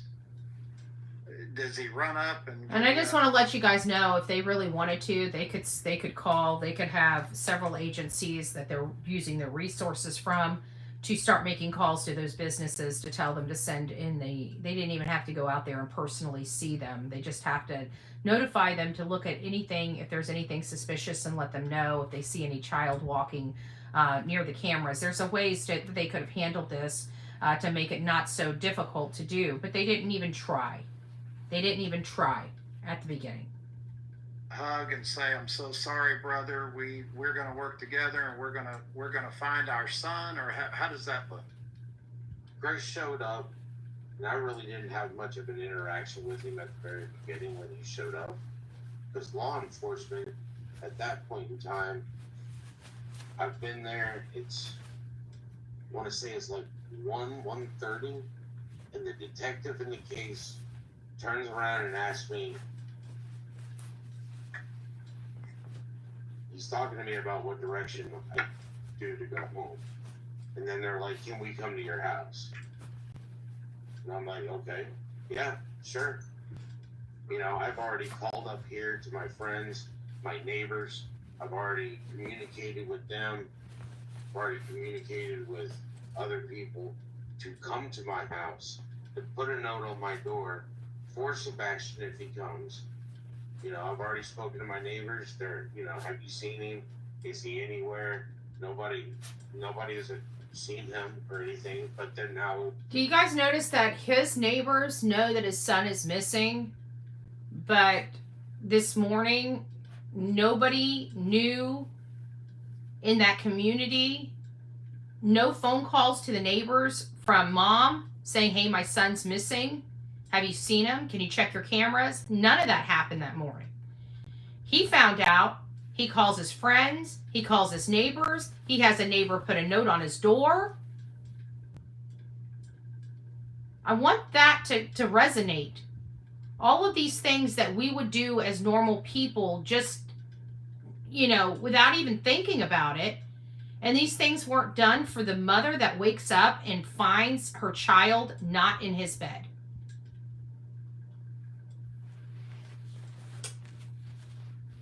Where, in case he shows up. So I turn around. I was like, "Sure." I took 24. They followed me all the way up here to my house. And then they come in. They go through my house. They trash my son's room. They strip the sheets off of his bed. They flip his bed over. They've taken everything off, like He's not hiding in between the sheets and the mattress. You know, there's no reason for some of what you're doing. And his room is a complete total mess. Everything is on the floor. And they're like, hey, can we go ahead and can we take your electronics to the lift room? And I'm like, well, yeah, sure. It's like, I don't have anything to hide. So they turn around, they take my PlayStation 4. They turn around and they take Sebastian's PlayStation out of his room. And then they turn around, they see a tablet that my mom got him for Christmas back in 2020. And like literally I grabbed the charger so they could charge it. But I was like, he hasn't been on that in years. And they plug it in and they turn it on and they're like, oh, this hasn't been used since 2021. And I'm like, well, I already told you. He's not ever on it. You know, he's more on my PlayStation than anything else. So, Seth, at what point in time was that they showed up to your house? It took like an hour and 15, an hour and 20 minutes to get from Katie's house to my house. So we're there 2:30. We're here. That afternoon? Yeah, that afternoon. So, did they ask you to go back to your house with them? Well, they asked me, they asked if they could go back. They asked if they could come to my house and search my house. So they're walking in and out of Chris and Katie's house, and this is where I'm a little confused. They're walking in and out of Chris and Katie's house. They're not ransacking it. They're not tearing anything up. They're not going crazy, correct? They didn't even take their electronics. Wow. So then they come to your house and completely different MO. Yes. What do you make of that, Josh? I mean, unless they thought that he had made his way there in the middle of the night somehow. I mean, if it takes an hour and 15 minutes to drive there in the middle of the night barefoot, would probably, I mean, you know, I don't know, unless they suspected something, but I don't. When you told them, did you tell them specifically? Did you say to them, "I have nothing to hide"? Yeah. And what was their response to that? Okay. And that was it. That was it. And so they were just asking your permission. Makes you wonder, was there resistance from the mom and stepfather's house about handing over the electronics? Was there resistance? Did they not want that stuff given to law enforcement without maybe a warrant? Were they already playing that game at the beginning? You know, Sorry about that. My best friend was calling in. Let me put my do not disturb on. Oh, she breaks through. She breaks through my do not disturb because she's on my thing, so I'll have to call her back. But could it be something like that? So defenses on it. I don't claim to be a searcher. So defensive on simple questions. It seems like that, but may I ask respectfully why these people in here are making these comments, whether Seth has searched for his son. He has searched for his son. Are they listening? No, they're just hate channels. They're pieces of garbage that come over here and try to stir up misinformation and disinformation. And we do not allow misinformation and disinformation in this chat, nor do we care about their opinion because they don't have, the common sense up here to know 1 + 1 = 2. They think it equals 6 or 7. So just ignore them. They're the moderators will get them out if they're too annoying. But we need people with common sense. We're searching for a boy here, not just talking about a case. So if you're not part of that, please just move on. Go to your hate channels. And can we search your house? Can we take this without warrants and stuff? And obviously you agreed to everything, and received most of that stuff back. I believe, but ouch. In time. here's the thing that it's like they left Sebastian's PS4 in his room. They never once took it. Wow. Oh, let me rephrase that. They took the electronics out of my house. They didn't take Sebastian's laptop. That's still on my kitchen table. Wow. Never? Never. They never took his laptop. Still on my kitchen table. Right where he left it. I want things to still be. He left them.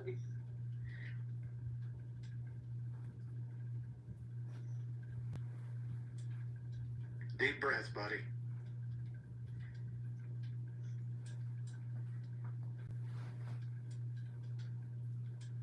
They came into his room, they took his PlayStation, they took his Switch, they took the tablet that he never even used. He used the laptop more than he used that tablet. And yet they left the laptop on the kitchen table. They took my PlayStation. They wanted nothing to do with my laptop. I mean, it's just like the things that they took. Doesn't make sense. This was like freaking Barney Fife investigation. I'm sorry. Yeah, I'll say it. If nobody else wants to say it, if it's disrespectful, it's disrespectful. I got nothing to say about that. I ain't trying to be disrespectful. I'm just a very observant person. That's it. And like literally 2 weeks went by and I'm like, am I going to get this stuff back? You said that you guys would only have it for a couple days. I don't know about other people, but I use my PlayStation if I'm watching TV. All my streaming services run through my PlayStation. I have a smart TV, but it's an old smart TV. Like, Netflix doesn't even work on it anymore. I got that notification probably like 5 years ago. Yeah, no, that's pretty standard to use your console for that stuff. Right. So it's like, you took all this stuff, but you didn't take anything out of his room at his mom's house. His Switch was still on the floor when I was there. The PlayStation was still there. You know, the next day, that's when they took our phones. And then they complained about the fact that Chris gave them a phone, Katie gave them a phone, I gave them my only working phone. The other phone that I had no service, just Wi-Fi connection. And I use it so that I can listen to music while I sleep. Because that's just what I do for background. And then they would turn around, they had my phone for almost 12 hours to download it. I use my phone for everything, you know? It's not like they had my phone long enough that my mom and dad didn't know what happened. All right, so we've already been here an hour and a half. We're going to take just a minor break. I got to get her situated. She's bouncing off the walls here. And so everybody get your coffee, your drinks. We're going to be back to finish this up. We're already about halfway through this interview situation, learning a little more about Sebastian Wayne Drake Rogers. So let's all just take just a 5-minute break. And we'll be back here in just a second. I can't turn the camera off, but you're going to see me leave and come back. So I'm just going to mute it and take care of Delilah.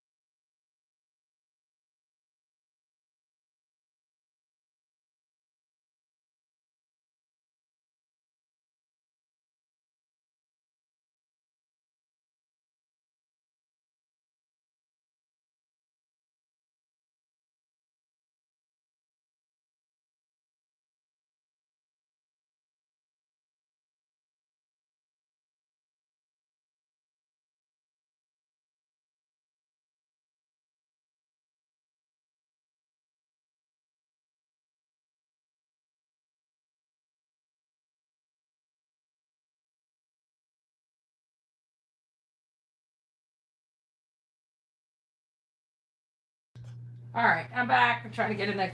Okay, we got her situated out in the. She was starting to play too much, and I figured she needed to play on the ground because I was getting worried that she was gonna fall off. And I turned the light off while I was at it so we could see this a little bit clearer. For those that are just tuning in, we're here covering the case of Sebastian Wayne Rogers. His father had a live last night at 8 p.m. I ended up falling asleep halfway through the live. I was just car lagged. I mean, I had been driving for 15 hours. I was trying to stay awake to listen to this. I listened to the majority of this. This part I've all listened to. But somewhere between this point and the end, I dozed off. And I didn't really hear it. I mean, I was listening to it. I don't remember what I remember hearing and what I don't, because next thing I know, I'm waking up and it's being, they're ending the live. So I thought if I missed some things, maybe you guys missed some things, and I wanted to go through this. Now, this is courtesy of Seth Rogers' channel, but we're having conversations about the procedures and protocols. A lot of the stuff that I have been mentioning and stating, my concerns about law enforcement and their handling of this investigation at the beginning, whether they made a turn and started actually doing some investigative work is to be seen, but it was a day late and a dollar short, and they contaminated the crap out of a crime scene or a potential crime scene because they did not follow proper standard protocols for runaway children in this community. Now, we know if a child is missing, they're going to be found, right? This child has not been found. He has not ever been seen since February 25th at 6:30 at night, and that's when he was leaving the Texas Roadhouse. Somebody get Karen. Karen is a troll, Lisa says. Get Karen out of here with the C-A-R-O-N. I don't know whether they are or not, but whoever it is, just get them out of here if you're a mod, please. If they're causing any type of problems. But when our members are saying something about them, it's time to get them gone. That my friends and stuff were calling Clarksville PD to do welfare checks on. Thank you, I am too, Summer. And it's like, they asked for my phone. I wasn't even able to use it to send any messages to people to let them know, hey, law enforcement has my phone. Don't be worried if I don't answer it. But you were willing to let them do whatever they wanted to do and take however long they wanted to take, because in that moment you knew you had nothing to do with it. But in that moment you were thinking about, hey, I want to get myself cleared so we can move forward. Correct? Correct. I don't want them wasting time looking at me when they need to find my son. Clear Seth Rogers.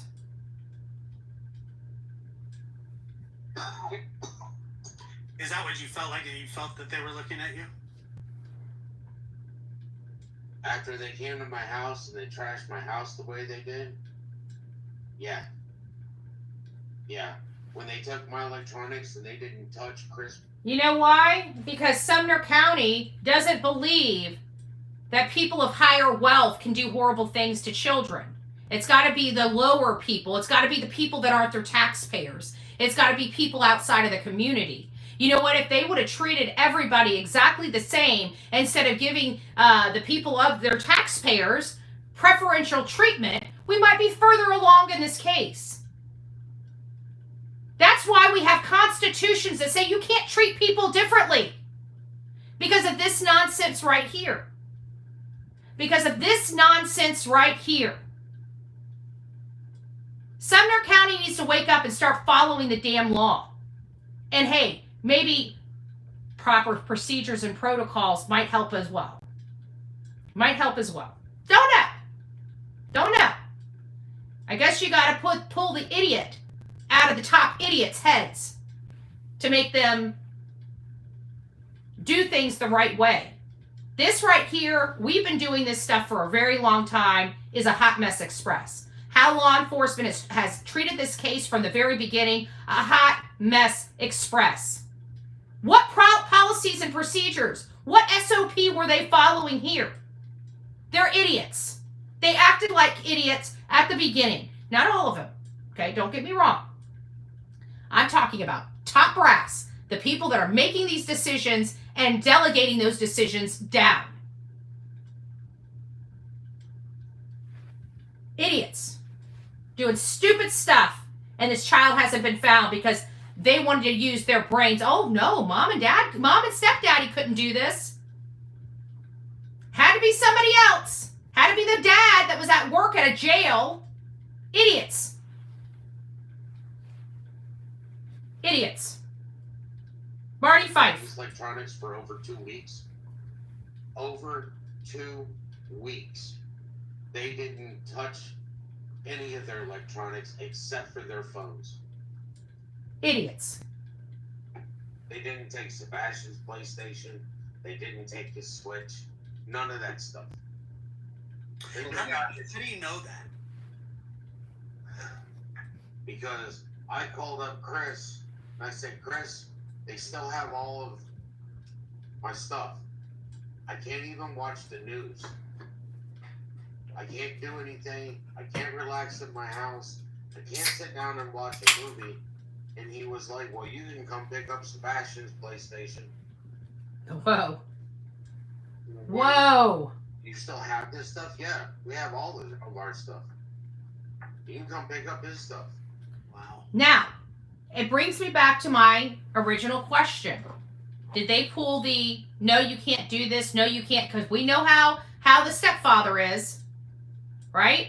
Telling news organizations, don't film my house, not telling his job that he's got a missing kid. Is he telling people he doesn't want to, even though we can find the design and everything about his floor plan online and public records and everything else, but doesn't want to say that? Is it possible that when law enforcement was asking them for these things, he's saying, well, you know, until you have a search warrant, we're not handing that over? How alarming would that be if we found that out? Why did this family, why did their taxpayers, the house that this child disappeared from, getting preferential treatment? Why are they not following the protocols, the standard protocols for a missing child from the actual house this child disappeared from? Why are they treating this family, this mom and stepdad, differently than any other family they would treat in a situation like this? Maybe? Who helped fund Craddock's re-election campaign? Would love to look at that. How much money is second generation funneling into that county? Would love to look at that. It's time for us to be pulling public records. And then all of a sudden, I go to Chris's house that morning. This is 2 weeks later, and he's like, I can't give it to you. My account has been hacked, and somebody has bought games like Minecraft and stuff like that on this account. Oh, all of a sudden. Wow. Wow. All of a sudden, the account's been hacked. And what does that have to do with him borrowing a piece of equipment? Whether or not the account has been hacked. This is the first time we're hearing about an account being hacked, y'all. Why? Could it be another lie? I don't know. Could it be the truth? I don't know. This is how I found out that they had never connected. As a matter of fact, we were told by the stepfather himself that they keep it so locked down that they were impressed that no activity has happened on that account, that they cannot believe it, as a matter of fact. I remember hearing him say that. Was it on Smiley's World? Is Smiley in the chat? Can she recall?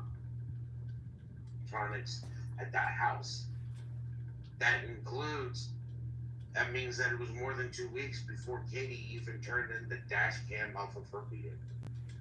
Dash cam off of her vehicle. Wonder what's in that dash cam off of her vehicle. That's interesting. That tells me that they were suspecting me of having my son before they were even investigating the Proudfoots. Wow. They didn't do shit. They asked you for an alibi? Told them I was at work. But did they ask you? Yes. Yeah. I was like, I've been at work for the last 12 hours. I was at work starting on camera at about 6 o'clock when I pulled into the garage Hey, Mr. and Mrs. Car Guy. Monday morning after 7 o'clock. Did they tell you that they were going to verify that? Yep. And I Did told they them, tell you if they ever did verify that? they did verify that. They told you that they did. Yep. My work let me know that they verified it as well. There you go. And how would that be verified, Seth? We know that there was time card stamps that were issued that your attorney got, but there's also, they would also go directly to the cameras showing that you were on pod and that you never left that area, correct? Correct. Okay. The way Davidson County works is that there's it's not the Freedom of Information Act, but you can request information because I'm a civil servant, which means I really don't have very much privacy when it comes to me being employed. And there would be even less hoops to jump through law enforcement to law enforcement, correct? Correct. They would, somebody would ask, they'd come in, and they would show them the video. Gotcha. So this is this still the first day? That they asked this information where I was? No, when they went through your house. Yes, day one, that they went through my house. So you went back with them to your house from Chris and Katie's. And how long did that whole ordeal take? They were here for about an hour and a half. And then did you head back? Still not long enough to do whatever they needed to do. An hour and a half is not long enough to properly process that home. Period. Hour and a half is not long enough. I've seen them last 10, 14 hours longer. No, I'm sorry. they told me to stay here. To stay at your home? Yes. Did they give you a reason why? No. So is that the end of day one? Yeah. Except for several phone calls that I was making. Find out if there was any update, any information, anything going on. So they told you not to go back to Chris and Katie's. They told me not to go back that day. The next day you went back? Yes, I did. And that's when you started the day after day getting in the woods, correct? First of all, we were getting told not to be going through the woods, but it was driving around every road, screaming for Sebastian and hollering his name. I would literally leave here. I left here at 4 o'clock in the morning, and I was down there by 5:15 before the sun came up. We'd go to Chris and Katie's house, check in with law enforcement. By then they had and I was going to I think he's referring to the command center. The command center that they had set up. So I was going there, checking in, seeing, because we were no longer there were detectives at the house, but all the search crews were at the command center. So during that time, would they pull you aside and say, Seth, this is what we've got going. This is where we're at. This is what we've learned. We just wanted to keep you in the loop as the father. Was there any of that? No. No, it doesn't sound like it would be, especially if they were searching his house the first day. I mean, but this was not a criminal investigation yet, and they should be more liberal in speaking about the missing person. So they had this whole law enforcement body was manipulated out the gate in the direction, much like the audience has been for the 9 months. This shows you how calculated, cunning, conniving, and manipulative certain people can be. They were looking at him as a potential suspect, which, by the way, It's normal. I have Yeah. no problem with. I mean, Nobody does. But I mean, it should go. Nobody's surprised at this. You turn everything into a crime scene. Everybody is a suspect. I mean, you get no qualms from Bullhorn Betty with this practice, this stuff. But you treat the home that this child disappeared from, especially if you think the stepfather or the father had something to do with it, especially if you thought the father had something to do with his son's disappearance, you turn that home, that main home, into a crime scene. But the directive goes even further from that. It doesn't state turn that. It states turn all the child's rooms into a crime scene. That means that it should have been turned into a crime scene over at Seth Rogers' house too. And an hour and a half is not following proper policy and procedure, the directives given out by the National Center for Missing and Exploited Children. They literally have a piece of paper that you can print out and literally go through the check boxes. It's that simple. It's that simple. And Sumner County nor TBI chose to do that. We have no problems with them looking at Seth at all. We have no problems them looking at anybody. The problem is they weren't looking at anyone but Seth at the beginning, it sounds like. And failing to turn any of the houses into crime scenes? I don't know. I have problems. I have problems with the initial investigation. Both ways. It's normal. Yeah, but it. But I didn't see it happening to them. Right. That's where it gets odd. Yeah, and I mean, in the spirit of what Josh said, going both ways, I mean, you would at least think that they would be as critical of the last person seen with him. Especially, I saw them trusting them more than them trusting me. Right. Even though my shit's verified. That is a damn shame. But hey, you can't criticize Sumner County publicly without going in and getting clink, right? For something. We were spot on with a lot of our cases. We're spot on with this case, much like the rest of the cases. Much like the rest of the cases. We were spot on the Idaho 4. We were spot on. These are the cases that are coming to fruition. We were spot on with Leilani Simon.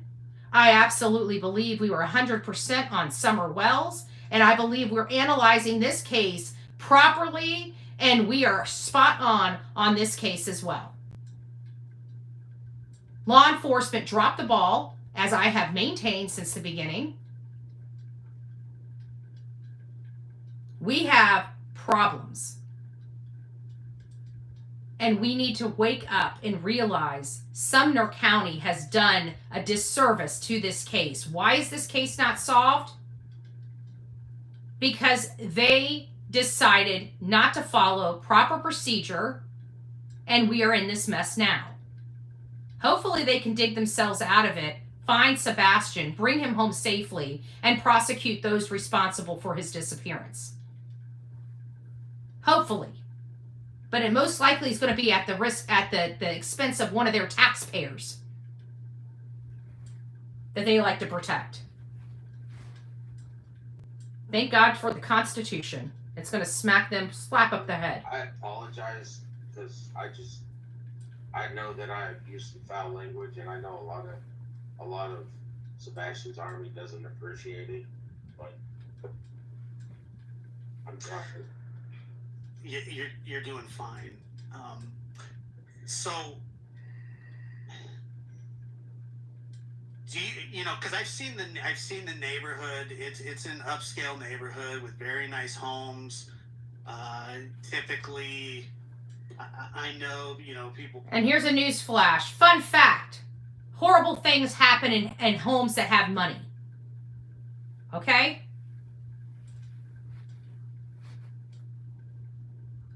People say, well, never judge a book by its cover, and stereotypes and all that kind of stuff. I don't know if that's how law enforcement approaches stuff or not, but it's a nice neighborhood, you know, and I think that maybe they think, you know, that kind of stuff, you know, kidnappings and stuff don't always happen in those kind of neighborhoods, and Give me one moment, I'll be right back. yeah, and so maybe, you know, I don't know. I mean, it does seem like the two were getting treated much different, Tony. They still are. Yeah, They still are. They still are. Think about it. They got the whole damn Sumner County eaten out of their freaking hands. They've got CPS reports saying that horrible things happened in that house, and Sumner County is still sucking the knob of these people. It's getting very frustrating, and it's very noticeable what they are doing. And in my opinion, I think Sumner County needs to pull their head out of their butt and look at this case as it needs to be looked at. Seth had nothing to do with this.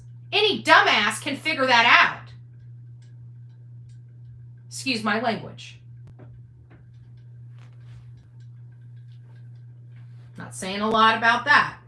It just kind of seems like to me, I mean, and again, you know more about this, and I'm asking a lot of these questions. I want Seth to be able to tell his story, but I also want to know because, you know, since you and I first met, I've not been one that wanted to understand all of the investigative pieces.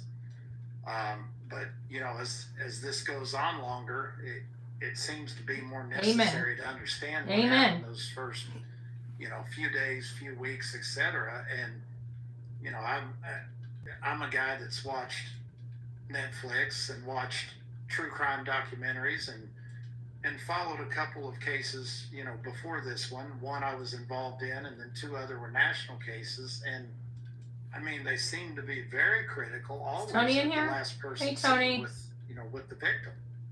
Yeah, but the one thing that is buffering this investigation from the jump is we have an autistic child who ran away, and if that's what Katie's telling them, that is what they're going with at the moment. I mean, Nobody ever thought to think this child's never ran away before. Why would he run away all of a sudden, especially when the mom is proclaiming that there was no issues whatsoever going on in that household?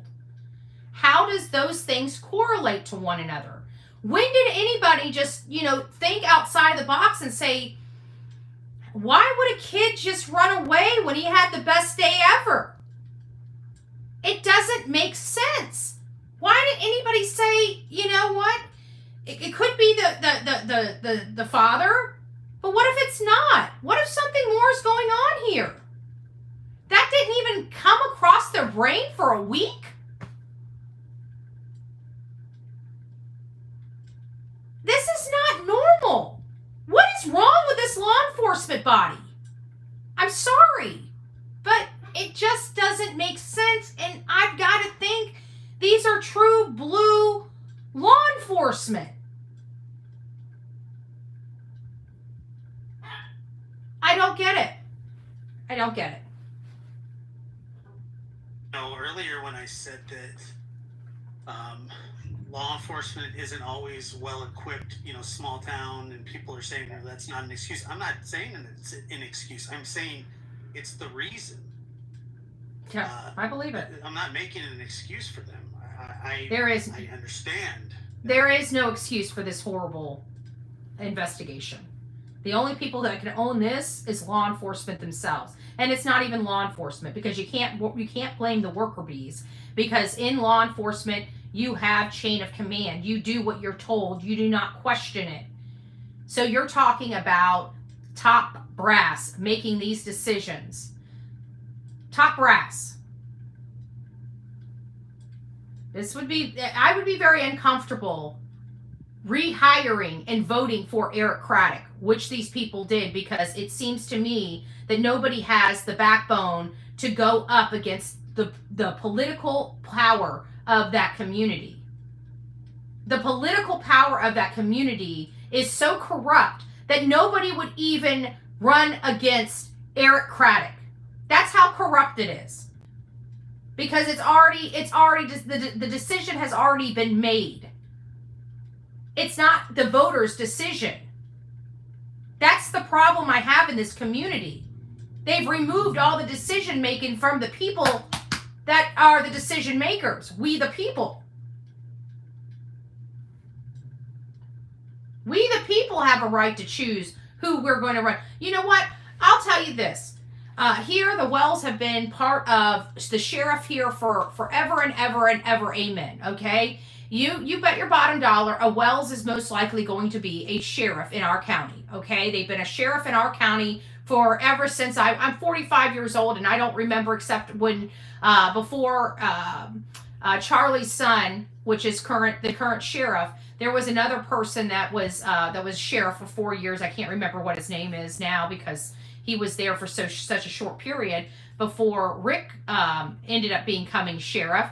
But people still run against him. It doesn't look like it's already pre-planned and decided. But we all know it's going to be a Wells that's going to be running our sheriff's department, you know. But at least people have backbones to try to change, power. They don't just lay down. Where's all the countrymen with backbones and balls? Because they're sure missing a lot of them there in Sumner County, Tennessee. Not to be offensive, but that is my forte here on these streets. We need more country boys out there in the Tennessee with balls. We're missing several balls out there and several backbones. So anybody that's in the sheriff's department that has balls and backbone, put yourself on the ballot. Just saying. And I just want to put that out there because we know how arrogant and pompous some of these people are, right? Especially guys, because they are macho men, right? We're in the country. Macho men, country boys. Well, let me just say, I ain't seeing none in Sumner County. So if you guys got some balls there, please show them. Because I ain't seeing them. I need to stop.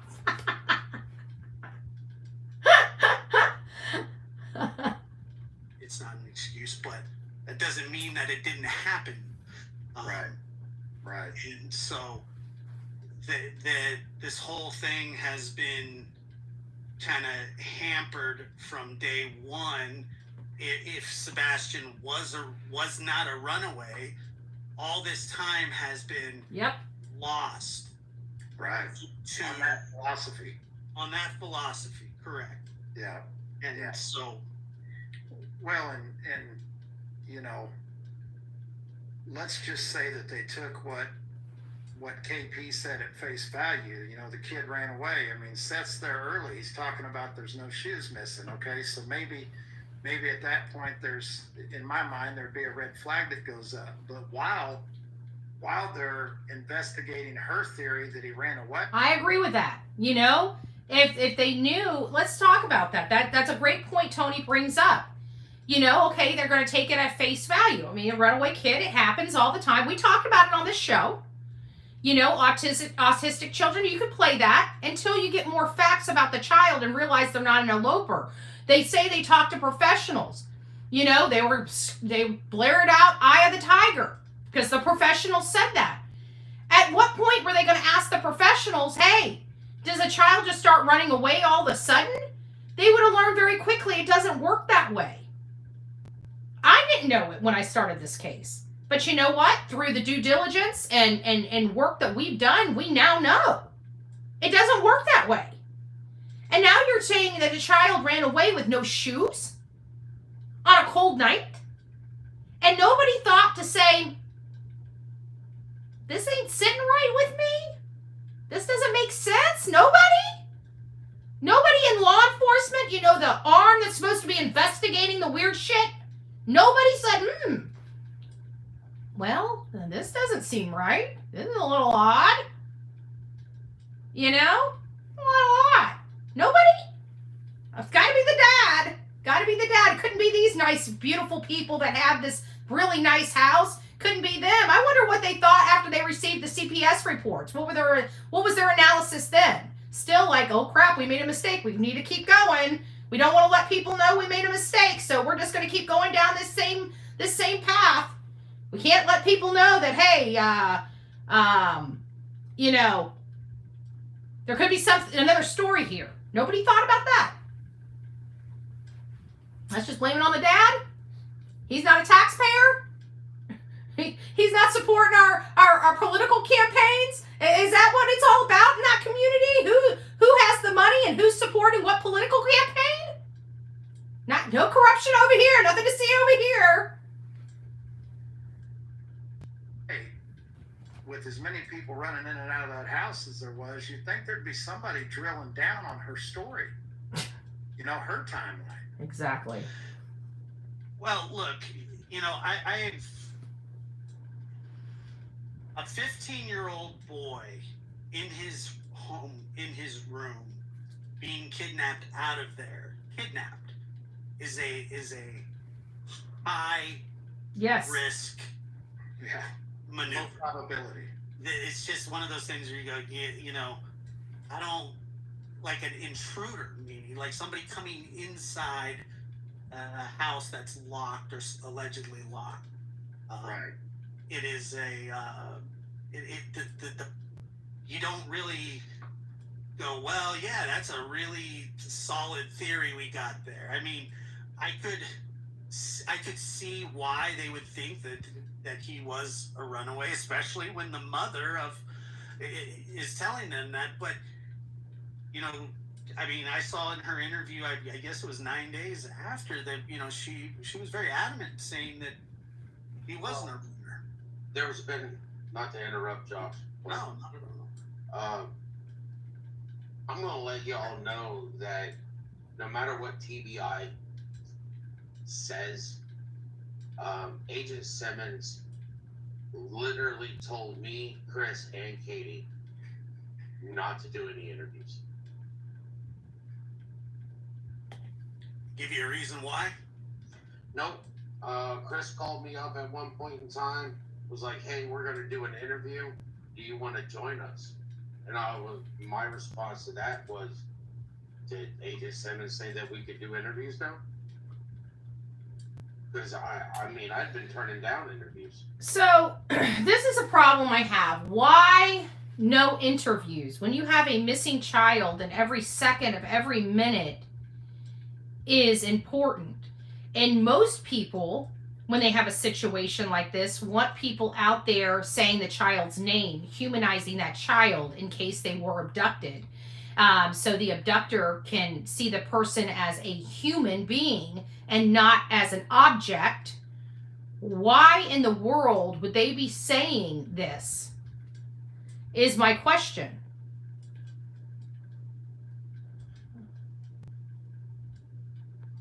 Okay, let's get this out. Okay, there we go. That's done. So I don't understand that aspect of this, but it seems like they were trying to contain, and keep this child and the fact that he was missing so tightly contained. And that does not bode with what I've ever seen law enforcement do in the past.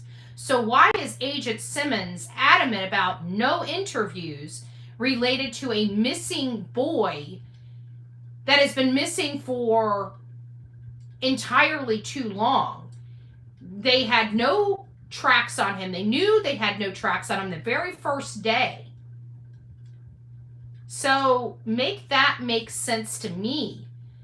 I would think that you would want this on every channel, every place, across that community as quickly as humanly possible, so people would know to look for this child and know that if by chance he was abducted or there was some other type of situation going on here, that he would be humanized. Sebastian Rogers, he was a beautiful boy. He stands 5'5". We love Sebastian. Sebastian loves to play. He loves to tinker with projects. He loves his video games. We need to bring him home. Humanizing him. So that eliminates, in my mind, that they ever thought that this child was abducted.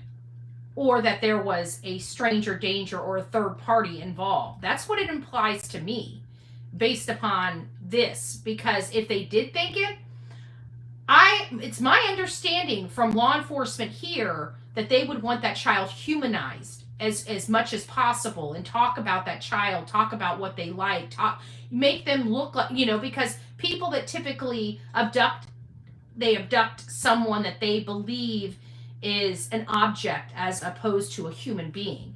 And so it's very important to humanize that person, that abductee, in that abductor's mind, because it makes it, according to them, more difficult to harm that abductee if they are humanized in their mind.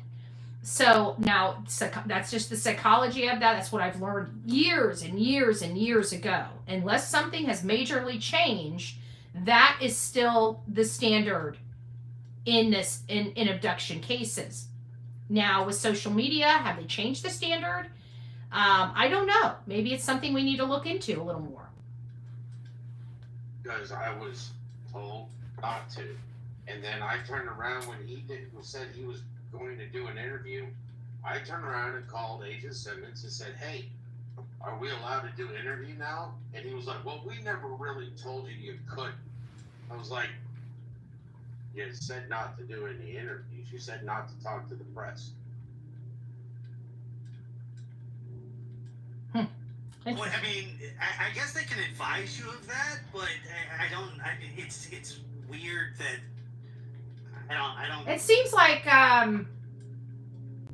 TBI is putting themselves in a lot of liability, financial liability, to some of the stuff they're doing. They're advising people things that only attorneys should be advising them. Just my opinion. Unless they have some lead that they're working that they don't want to, blow. The lead that I think that they would have had at this point in time, that before that would have been a particular video that's going around. The lights. Yeah, the flashlight video. Right. Well, yeah, that was interesting too, because that thing got leaked, and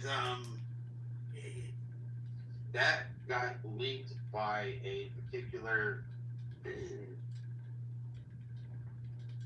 I hate to say human, but person, individual, the day after the vigil I held at Sebastian School, the first vigil that I held at Beach High School. So they tell them, they advise you guys not to go to the press, not to do interviews, right? Correct. And they also, according to CP and KP, advised you guys not to search, right? Wow. Yeah, I told them that they could shovel where the sun don't shine, and I told them that on day one. Like, you're not gonna have me sitting in a house waiting for you to go do your job. This is my son. I'm a body. I'm a human person, and I know my son. So why wouldn't I be out there looking for my son? I even asked them, do you guys have a bullhorn, so that he'll hear me, because I'm right here. I'm sorry you didn't know me at the time, but I would have definitely been out there. Screaming. I lost my voice. On day 5, I couldn't even speak anymore. So all I'm doing is driving around looking. I lost my voice from screaming for the last, 4 or 5 days. And the weather was extremely cold by then. The first night, it wasn't that bad. I think it got down to like 55, 60, 55 degrees that night. But when Wednesday came around, we had below freezing weather. Wow. I'm sitting here. I searched until 11:30. Below freezing conditions. I want you guys to let that sink in for a child that's out there without shoes or having any meaningful clothing that on them. night, because all I could think of is my son was out there. and it's freezing weather. And Don't forget to hit the like button. He's got no coat. He's got no shoes. I don't know where he's at. And this is the weather that will kill a person. And it really gets to me because as soon as it starts to get dark, they stop searching. And it's like you need to We don't stop searching until we bring them home. continue to search because he's still out there somewhere. Did they bring thermal imaging drones in for after dark? Because that's obviously when it's highly effective, especially when the temperature drops. They did bring those in the first week. First They week. had EquaSearch out there with their drones, and The first week, they needed to have those body heat sensor drones up in the air literally that first day. The first week after a cold storm? What? Hopefully we do know they had drones out there, but were they thermal drones? That should be, we know that when he pulled up, he said the drone people were there along with the dogs. So we have to pray that those drones were thermal image drones that they were flying that day. Because that day, that first 2 days would have been the only days that they could have gotten those thermal images, those thermal drones would have done anything. they had a special type of program that they were running so that they could get below the foliage and stuff, because you had a lot of dead leaves and stuff on the ground. I find it a little bit odd, and again, I mean, I'm just dissecting behaviors, but I'm a father of a 15-year-old child, and if my child goes missing and I have the mother who's an ex, if they're going to tell us two things, if they're going to tell us that they don't really want us searching and they don't really want us doing interviews, the rule that we would both break would be the searching part. We would say, hey, we understand that, you don't want us in front of I have to concur with Tony. I know where he's going with this. He's saying that if they tell you not to search and not to go on, give an interview, he would break the not searching rule before he broke the no interview rule. And I have to concur with that, because most parents that I know, they don't give a rat's patootie what law enforcement says their child's missing. They're going to look for their child. Maybe they'd stay there, like the moms would stay at the home to deal with the cops, and they're frantic. I mean, we've seen video after video after video of frantic moms that lost their children that were truly lost, that were found in a few moments. And you saw the fear in their face. You saw them, just freaking out. They wanted to go search, and law enforcement is literally saying, you can't search. You need to let our deputies do this. And they're making them stay at the house, and they are just anxious. They are pacing back and forth. They're calling people. Law enforcement is trying to talk to them. They're on the phone with their friends and the family, telling them, my child's missing. Law enforcement's having to say, ma'am, I need you to hang up. I've got to ask you some questions.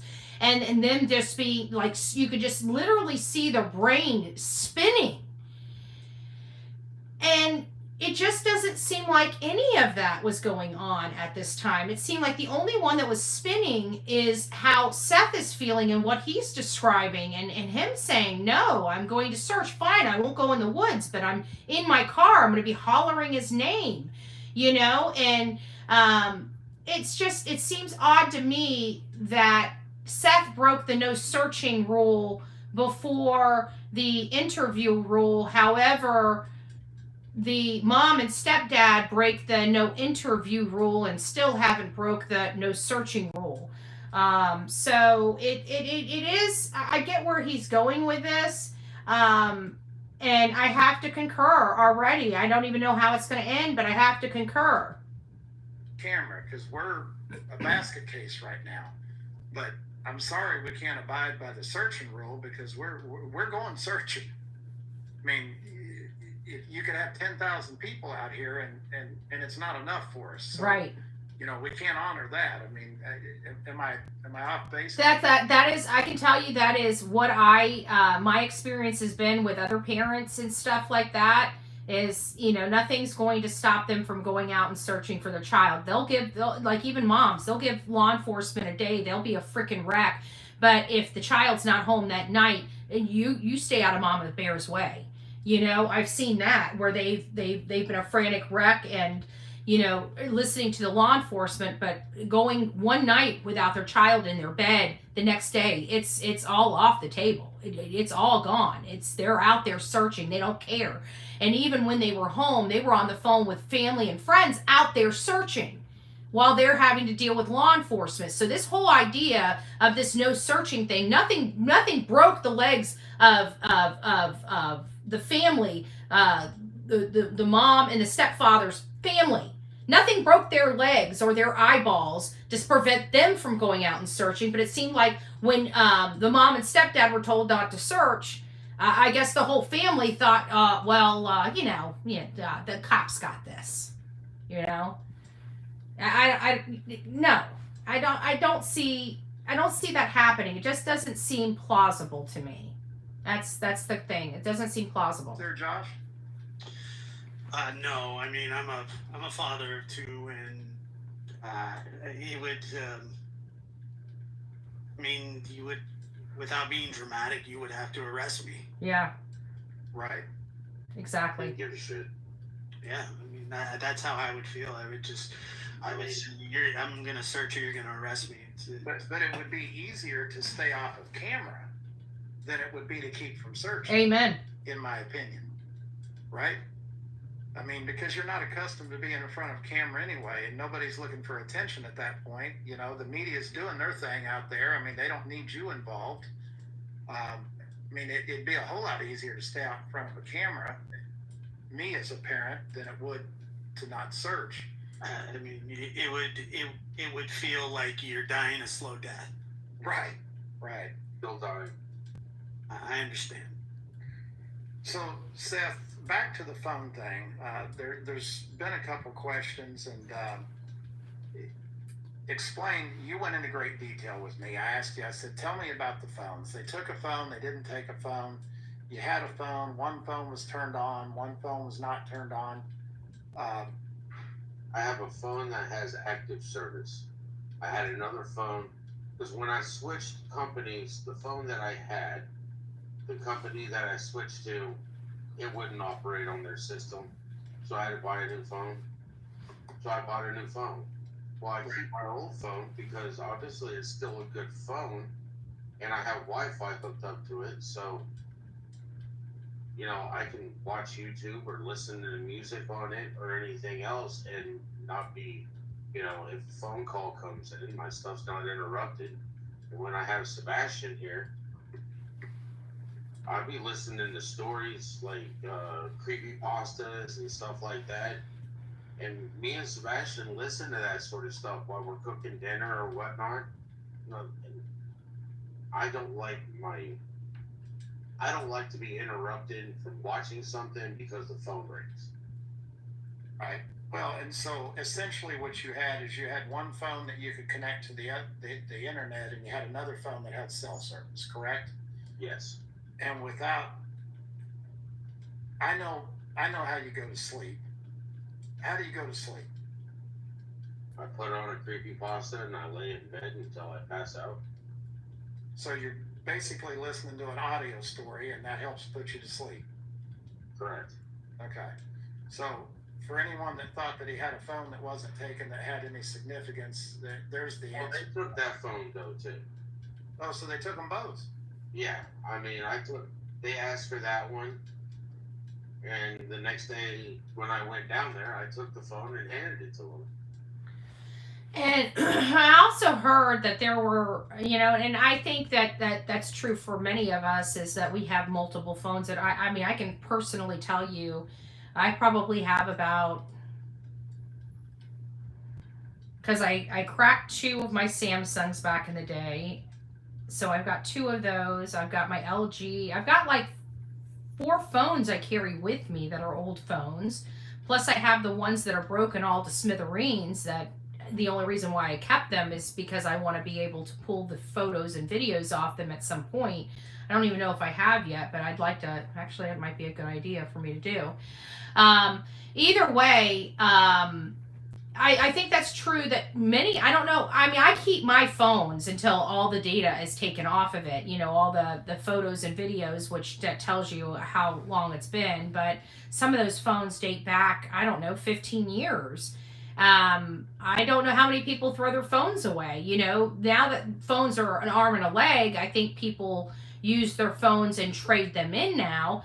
But once upon a time, we didn't do that. I mean, phones were, in nowadays times, historically cheap. I mean, the most expensive phone that you would buy maybe would have been $300. I mean, and that was a lot of money, for a phone, because usually you could pick up any kind of phone for like under $20, like $19.95. And if you go and sign up for a new service, any kind of cell phone service, usually the phone came with the service.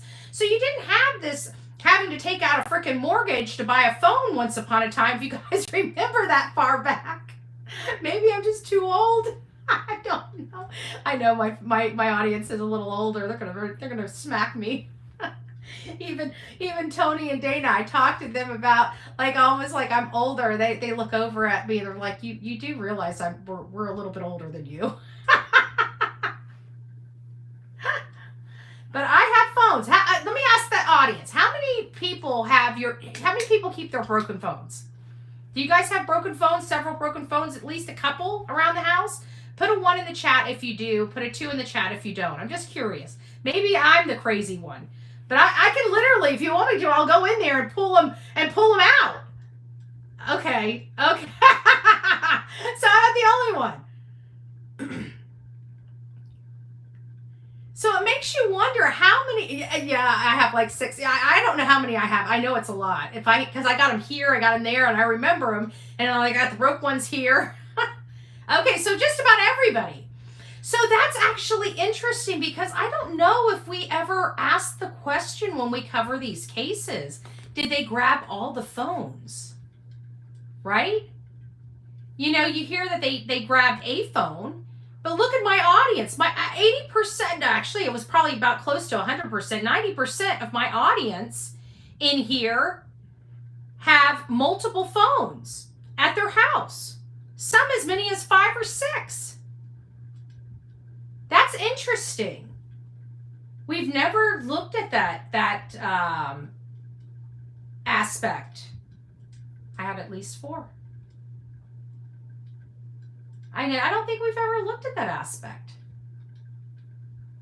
How many, let me ask this. How many, now we're going to go to a different question. How many phones do you know you have at the house? I'd like to know what the average number of phones around a home are. Like, I've got at least 6. I know at least. So we got 4, 2, 5, 4, 8. Heather, quit breaking the phones. 3, 2. Hold on. I'm getting, okay. 3 or 4, 3, 5, 3, 4, 5. So I think 4 and 3 is a real contender. So 4, 5. So definitely, then I think the real contender would be definitely more than 2. Robin Wood says 10 plus. I bet you I might be closer to that, but I know for a fact I can count in my head where at least 6 phones are in this house. I lost count. It seems like 4 and 3 were a real contender. So at least that gives us an idea. We have to think, I mean, this is a smaller group, but I'm interested. Harley. Got 3. Okay. 1. Up to 9-ish. Wow, that does kind of put something in perspective for us. My husband is in tech, so 20 plus. Okay, well, you're the outlier because he's in tech. He's supposed to have that many. So this actually, I mean, let's face it. Actually, talking about laptops, I got 2 laptops in this closet right here that are broken, and 1 under the bed. So I've got 3 laptops. Wow, this is actually bringing a whole different topic of conversation up. Because yes, we have them and they're old, but would that be the excuse that somebody might give someone not to take something? Like it's broken? You know what I'm saying? This is interesting. I have 4 laptops, 3 laptops. Wow. I don't think we've ever really talked about that. When we hear that they've taken their cell phone, we definitely know the majority of people have cell phones. And when they take a computer, we know the majority of people have multiple computers. So if these houses don't have additional phones or additional laptops, could that almost imply in some cases possible cleanup or disposing of other evidence? Because I guarantee if I plugged one of those computers in, I'm sure one of them would work. This is this is interesting.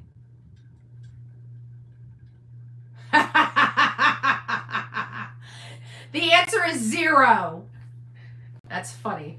That's funny. Okay, let's get back to this. But that's interesting. I don't think we've asked those questions before. Bottom line is SCSO couldn't have collected electronics properly. Christine, yes. I didn't realize that was where we were going with it, but yes, that's it in a nutshell. That is it in a nutshell. So, yeah.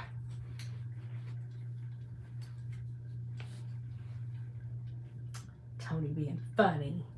Funny guy. I didn't get that one until I got both PlayStations back. They gave me that phone back. Get those thumbs up, guys. They still have his tablet. They still have his Switch. I mean, they took when they took his Switch, they took his charging stand, okay, that was connected to the TV for his Switch, and they took his games. Like, why did you take his games? I don't understand that. Right. He doesn't have access to go online with his Switch. He does not have an. And that's another thing, because this is all the stuff I didn't hear last night because I fell asleep. The games, even if he wasn't going to take his Switch, why didn't he take any games with him that he could use on the road? You know, if he that bothers me because I couldn't understand the gaming system, but no games either, because, you know, we have to face it. He wasn't on the internet to play games. So they had to, you know, he had to have games to play. And so I don't understand a Switch or the games or how that all works, but why would they take the games? It's weird, disturbing. Why is 2 weeks later yeah. And 2 weeks is enough time to, I don't know. Nintendo account. I did not buy him a Nintendo account.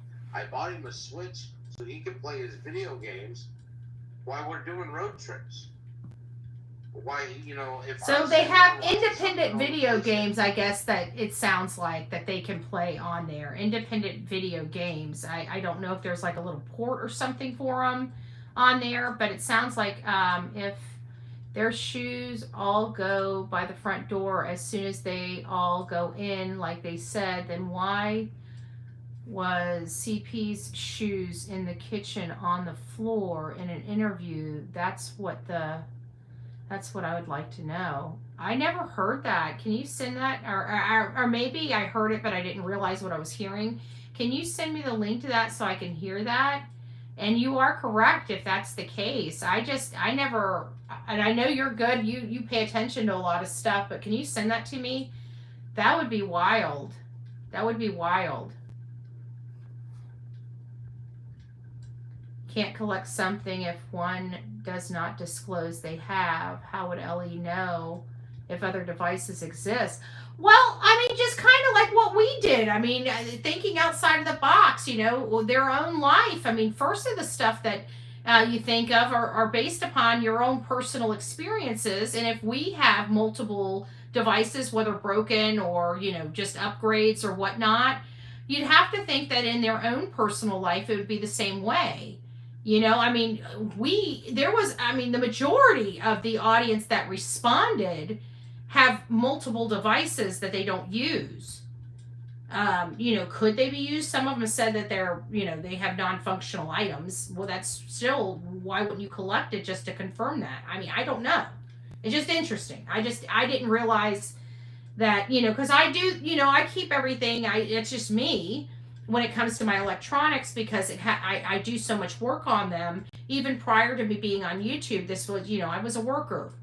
And I work a lot on the computers and stuff like that. I never really got rid of them because of the personal information on them. I always meant to take the hard drive out and destroy the hard drive. So, you know, things like that. But I just never got around to it. And I never felt comfortable throwing stuff away that I didn't destroy properly. So I don't know. It's just me. But I know everybody's not like me. So I guess I never really considered other people having some of the same, you know, habits, I guess is the best way to describe it. He can sit there in his recliner, and if he wants to watch, he can. If he wants to play video games on his Switch, he can. Right. You know, I didn't buy him the Switch for him to be online. So when you, I agree, Agent Harley. Simmons literally told me he spent 4 hours on Sebastian's Switch trying to get connection to the internet to get online, and he was like, I can't. There's no way. And I was like, I know, I told you this. Unless you have a Nintendo account, there's no access to the internet.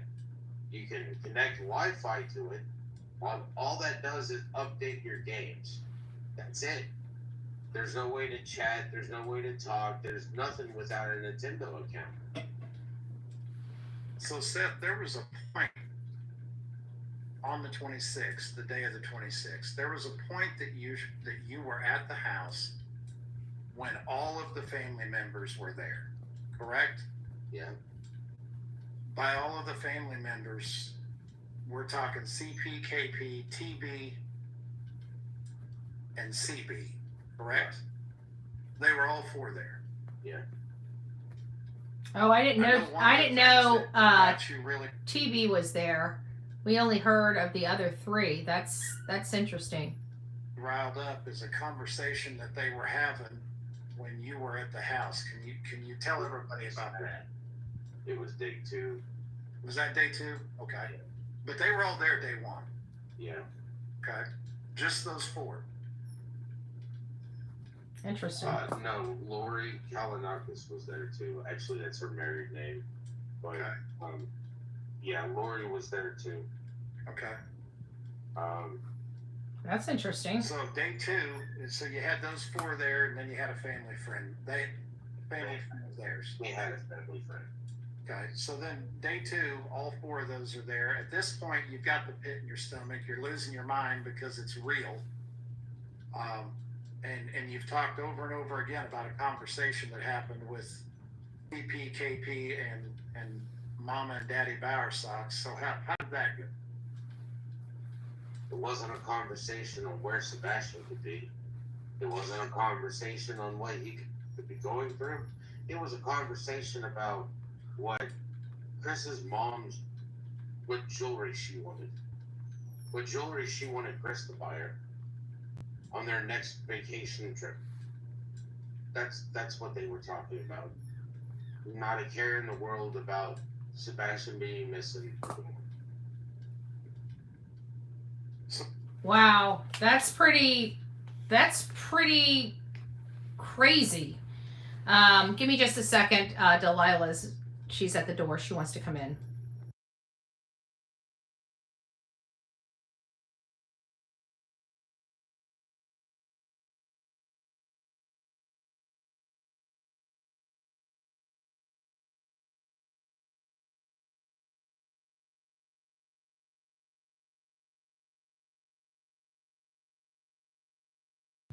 She hates being without mommy too long. She can handle it for a little bit, but then she doesn't like it. Come here. Say hi to everybody. Come say hi to everybody. Hi. Yes. She doesn't like being without me too long. She's such a good girl. She's such a good girl. Yes, mommy loves you. All right. All right. It's okay. And little muskrat. And little muskrat. All right. So, talking about what jewelry she wanted for her next vacation. Wow. Was there any of them that were frantic No, by day 2? no. And just to be fair, was it that they had a huge amount of confidence that he was just going to come home, so there's no reason to worry, or was it different than that? Indifference.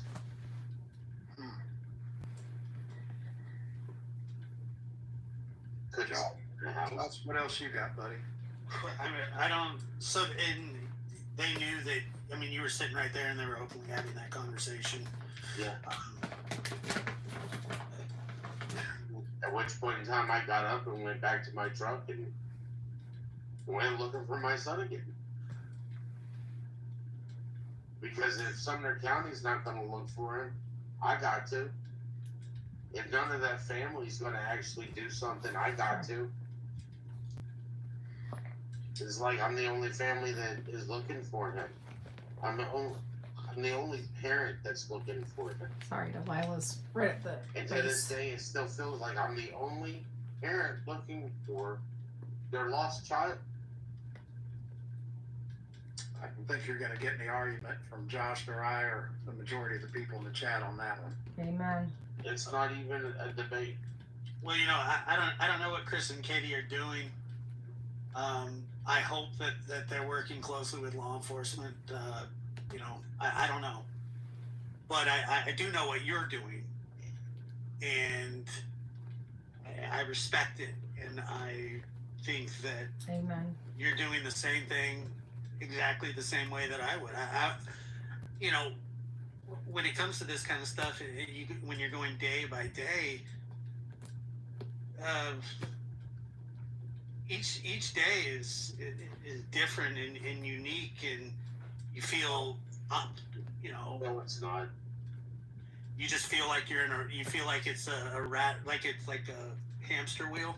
It's not even a day. I'm sure he feels like it's Groundhog's Day. Like he just wakes up to the same nightmare over and over and over again, and it just doesn't go away. And that's kind of how I feel about it. That's kind of how I see it. I mean, I can't imagine. It just seems like living the same damn nightmare every single day. Waking up to the same damn nightmare every single day. You know? I don't know. Some of these parents that I meet, they're just so much stronger than they give themselves credit for. And I don't know where some of that strength comes from. Because you know what? I do this every single day. And if this was in my family, I'm sure I'd be a blubbering baby. You know, I probably, even though we cover this and I know exactly what to do, I'm sure all that's gone when something like this happens. And I'm sure I'd be just a mess. You know, just a freaking mess. It's just... I mean, it feels like yesterday, but it feels... At some points in time, it feels... I mean, it's still fresh. And it will always be fresh, but at the same point in time, it's just a nightmare that you can't wake up from. And when you do wake up, you just realize that you're still stuck in this nightmare. Are some days you more hopeful than others? There are days that I don't want to pull myself out of that bed. I'm tired, but it's not even, tired is not even a word. You know, there's, Floyd said it best, comfortably numb. Just where I'm just numb. It's like, I don't even, I don't know what the next person is going to say to me is. I mean, it takes a lot to even surprise me.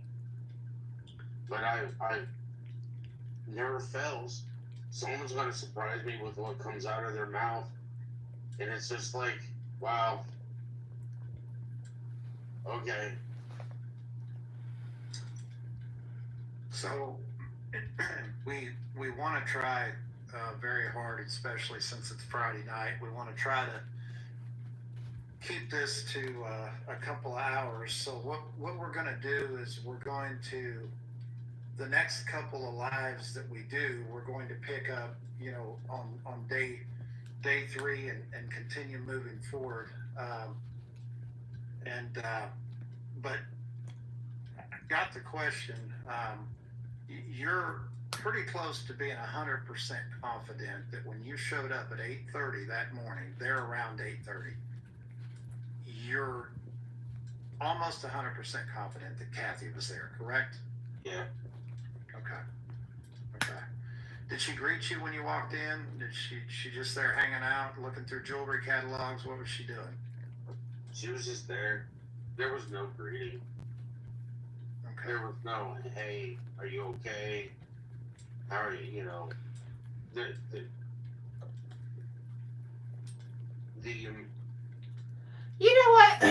that brings up a good point. It's been a while since we've had something go on in my personal family where the family kind of comes together, the ex side of the families, all that comes together for something, and he's right.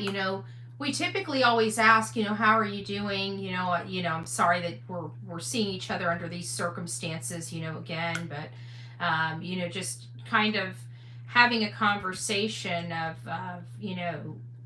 worry and concern together, even though you have nothing to do with one another in the real world, but because of the situation, you guys are all kind of just coming together. It's been a while since, like I said, since we've had some major event in my family that would require all of us to come together like that. But when we do, it is kind of like that, It's like, so what's been going on? I'm sorry we're seeing each other under these circumstances. Don't worry, this will all work out. Giving each other encouragement and stuff like that. Even though in the real world, they're separate. We're completely separate, and wouldn't probably speak to each other on the side of the street. But because of the circumstances, you know what I'm saying? It, I don't know. I don't know. That is a good and valid point, though. None of them actually have emotion. Okay. That doesn't revolve around what they want in life. Wow. Pretty telling. So we can take some questions at the end, a few questions, and Josh, if you would be looking at those for us. Let's fast forward to the last press conference of any kind from Sumner County was in April, correct? Yeah, I believe that was Sumner County and TBI did a press conference where they couldn't even put my son's picture up. They couldn't even do a press conference about Sebastian with a picture of my son who was missing to remind the people who were watching that this was the child. This is what the child looks like that is missing. That is true. This is why we're here. Wow. And what Thanks, came out of their Nick. mouth was pretty much one of the last few nails in the coffin. I had search parties going. I had people being followed, and I don't like people being threatened who are trying to help find my son. but I told people to keep an eye out. If you can get a license plate number, get that, make, model, color of the vehicle, and I would submit that and give that stuff to Sumner County and TBI. And I had several people give me information, make some models of vehicles. I had some of them that got license plate numbers, and I passed that stuff on to Sumner County, and I passed it on to TBI. But when they held that press conference and said that nobody was being threatened or anything else, I lost it. I lost it. It was like, you guys are hiding information from the public right here. You know, I've given you guys information, makes and models of these vehicles, license plate numbers, and you're going to come out and tell people that that people haven't been being threatened.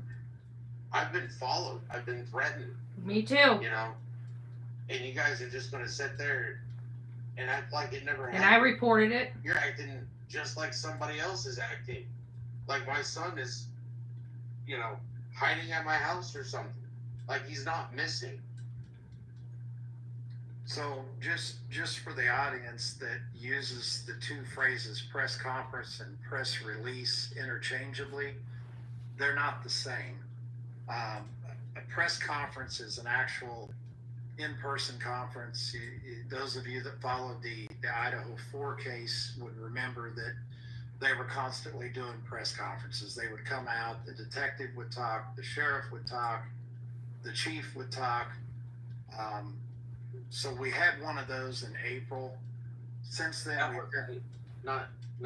Tony, you had to fill out permission to even be there. The news media had to fill out permission, and they made sure that they held that literally in a fenced-in area where they do training, so that nobody could get in there.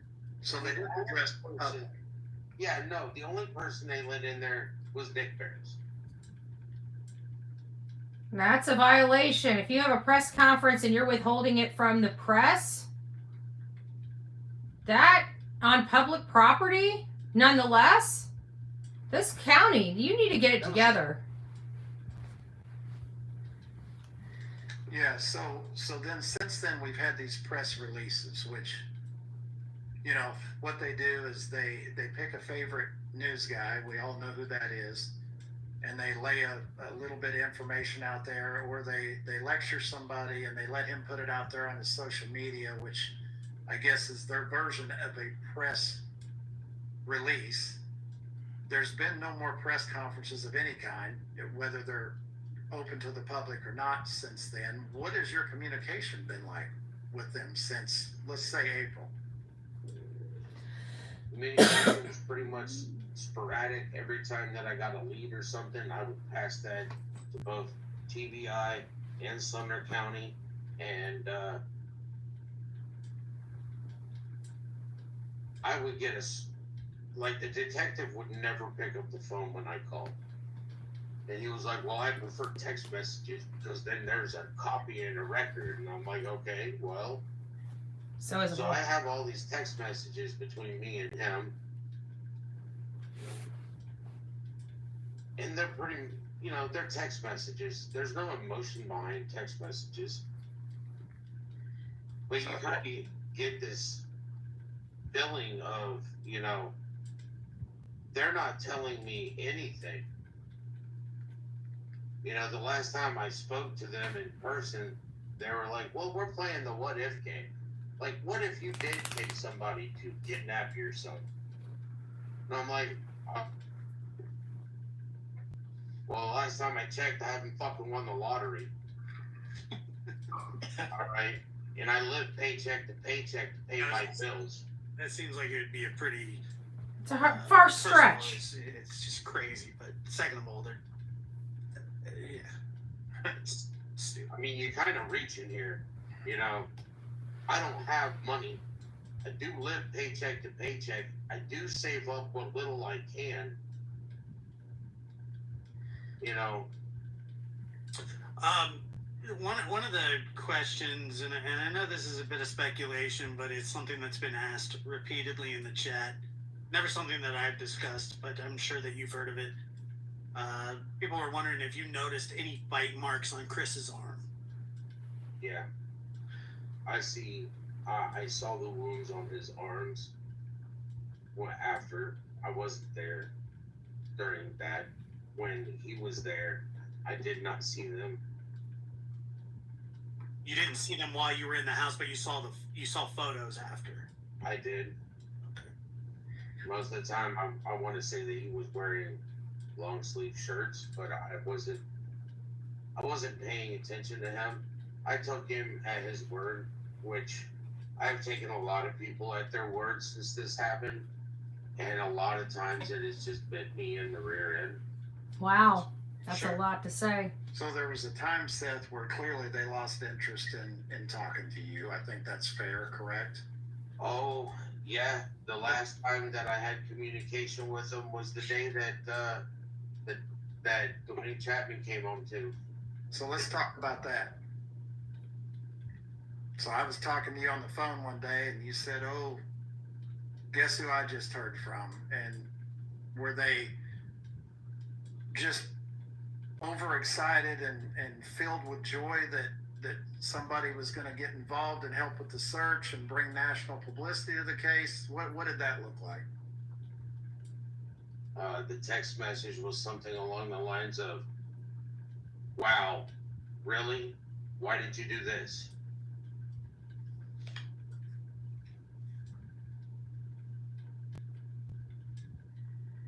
Wow. So, They were so not happy. and we decided that you weren't going to respond to that, correct? Well, by the time that I got home, because they texted that to me, by the time I got home, they had already followed up with another one 2 hours later. Well, I wouldn't answer that either. At which point in time, I did respond to them and told them they could contact me by phone. I'll always pick up, and I will always have a conversation with them. So when we got the call from Nick and his team, we had conversation with our inner circle as to whether or not that we felt like it would be a good idea for me to reach out to them, find out what they were about, and we were kind of split on that, right? We didn't know if it was a hoax or not. Right. And you were, one of us was I'm not in favor. One of us I was certainly in favor. You were somewhere in the middle, as if they can help find my son, I'm open to listening, kind of thing, right? Correct. I mean, I have always accepted help in finding my son, because that's my only goal, was to find my son, and that has gotten me in trouble. So On this route, and Well, look, this is the way that I look at it. It's your job and it's your duty the rest of your life to look for your son, and I know that you know that, and I think that that's how 99% of parents feel. The job's not over, you know. If you're found and brought home. Yes, correct. So That is your that's your responsibility. I mean, it just is. He's your responsibility. You know that. I'm not scolding you. And I gotta say, it's another person's responsibility that ain't taking the responsibility as seriously, in my opinion. Allegedly, and in my opinion. I'm not telling you anything that you don't already know, and I believe that you were looking for your son.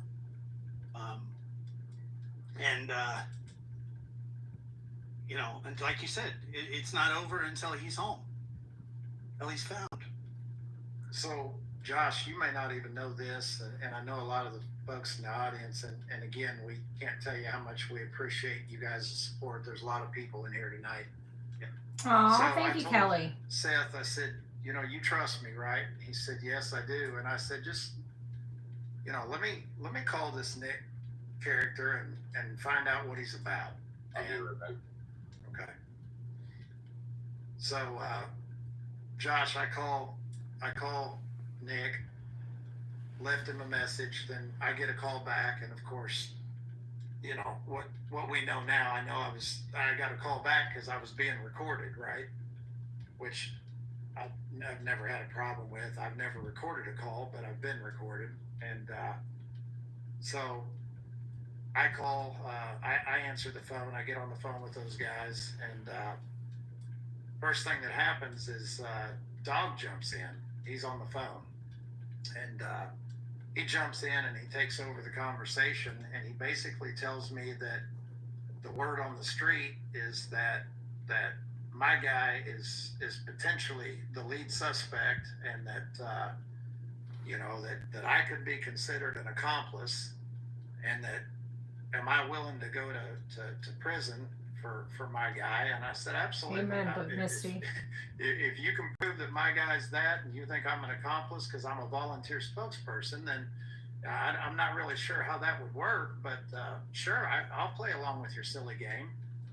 And so he went as far as to read me my Miranda rights. Who was that? Who did this? Dog. Okay. Yeah, right.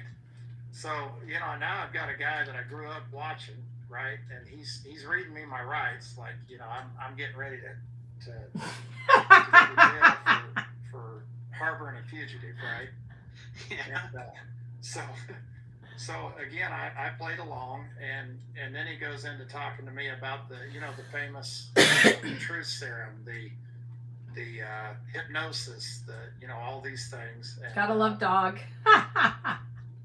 would I talk to my guy and find out if my guy would be willing to do this or that or whatever? And I didn't realize, but that was all just a game to find out, are we hiding anything? How convicted are we? How much do we know for sure that Seth is innocent? And what are we willing to do to help us find Sebastian? And I told Dog, I said, Dog, Seth Rogers would cut his arms off to find his son. I said, if you think that putting truth serum is going to scare him away, if you think that hypnosis is going to scare him away, I said, as long as I was there while it was going on, he'll do anything in the world to find his son. Well, an hour and a half later, as we got into the real facts of the case, it became obvious that, that they knew that Seth was not involved. But I think they needed to know wholeheartedly that we were committed to doing whatever it took to support them. And fast forward now, we've had a lot of conversations, you and I, Josh, have had about the good they've brought. And I don't know if you saw, but that reward has been bumped up to $200,000 as of today. I heard something about that. Yeah. Yeah. And which I think is fantastic, but,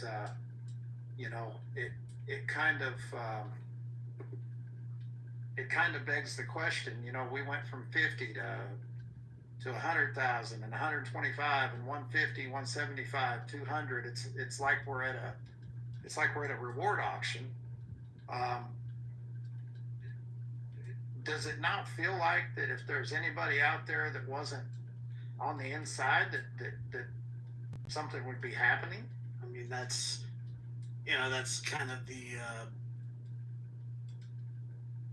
that's the problem with rewards, right?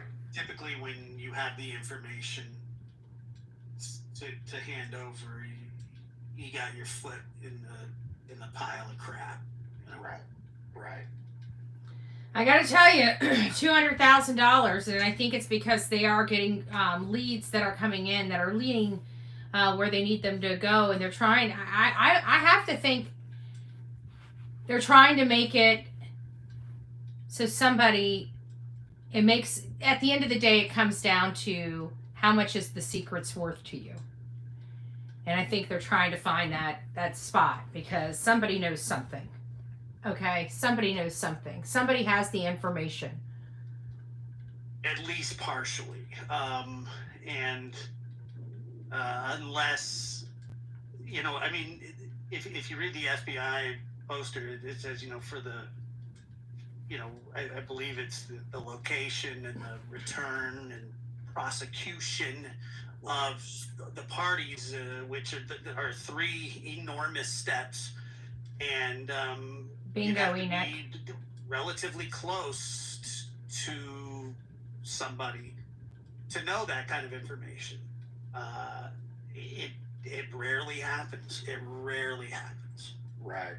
So Seth, we were talking about how Dog got involved in that initial phone conversation I had with him, where they told me they were going to arrest me and drag me away for being your friend. So fast forward to now, we had a big day today. Reward goes up to $200,000. What has it been like in your mind working with Dog and Nick and their team, as far as how aggressive do you feel like they pursue leads as they come in? Because we're getting a lot of them, right? They had a lot of leads. They pursue them. I mean, his name is Dog for a reason. I have communication with him. Nick is always calling me to let me know what's going on. Bingo, I Misty. just wish Sumner County would have been communicating with me like Nick and Dog's team does. And do you feel like that? I mean, the professional on our team is our PI, correct? Correct. And our PI always had a strong desire to work in conjunction with Sumner County, right? They still do. And it's never really happened, correct? It hasn't. But our PI, in your mind, has got a very solid working relationship with Nick and Dog and their team and all their resources, correct? They do. So you got to see the horsepower behind the machine, I guess Dog's machine, if you want to call it that, what that looked like working in conjunction with our PI this last week. And without getting, I mean, I know it's out there, but how did you feel about seeing all that real time, being on the phone while it was going on and watching it? Did it give you some hope? Yes. I mean, I always have hope that my son is out there, is lost, and he's going to be found. But again, it just bolsters the hope that there's other people with the means to do it that are willing to do it. They're not willing just to say it. They put their money where their mouth is. Yep, bingo. And you've got an open line of communication to Dog, correct? Yes, I do. So he called me during the last vigil. To ask how I was doing. Tell us about that phone conversation. He just wanted to make sure I was doing okay. He wanted to know Thank if I you, needed Melanie. anything. He wanted to let me know where he was at, what he was doing. Kind of a father-to-father talk, right? Yes, sir.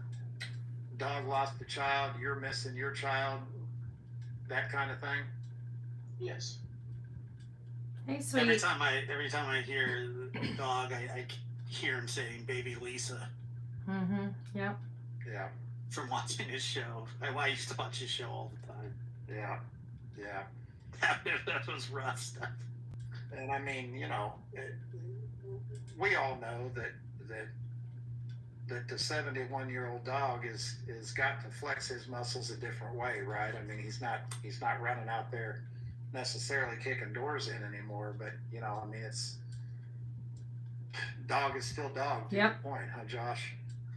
Yeah, I mean, he's I don't know. I'm sure that he still does the. But when I used to watch his show, I mean, they were very, very aggressive bounty hunters, and a lot of that. I mean, most of their bounties were off camera. I mean, they had just so many, and it sounds like they were the same exact way off camera. Mm-hmm. But they very, very aggressive in their approach, and they were very good at tracking down the Dog the Bounty Hunter was the shit. Okay, let's just say what we're all thinking. I mean, we watched his work for years and years and years. He's no joke. He's the real legit schnizzit. You know what I'm saying? And he's found over 10,000 fugitives. That kind of resource you don't get very often.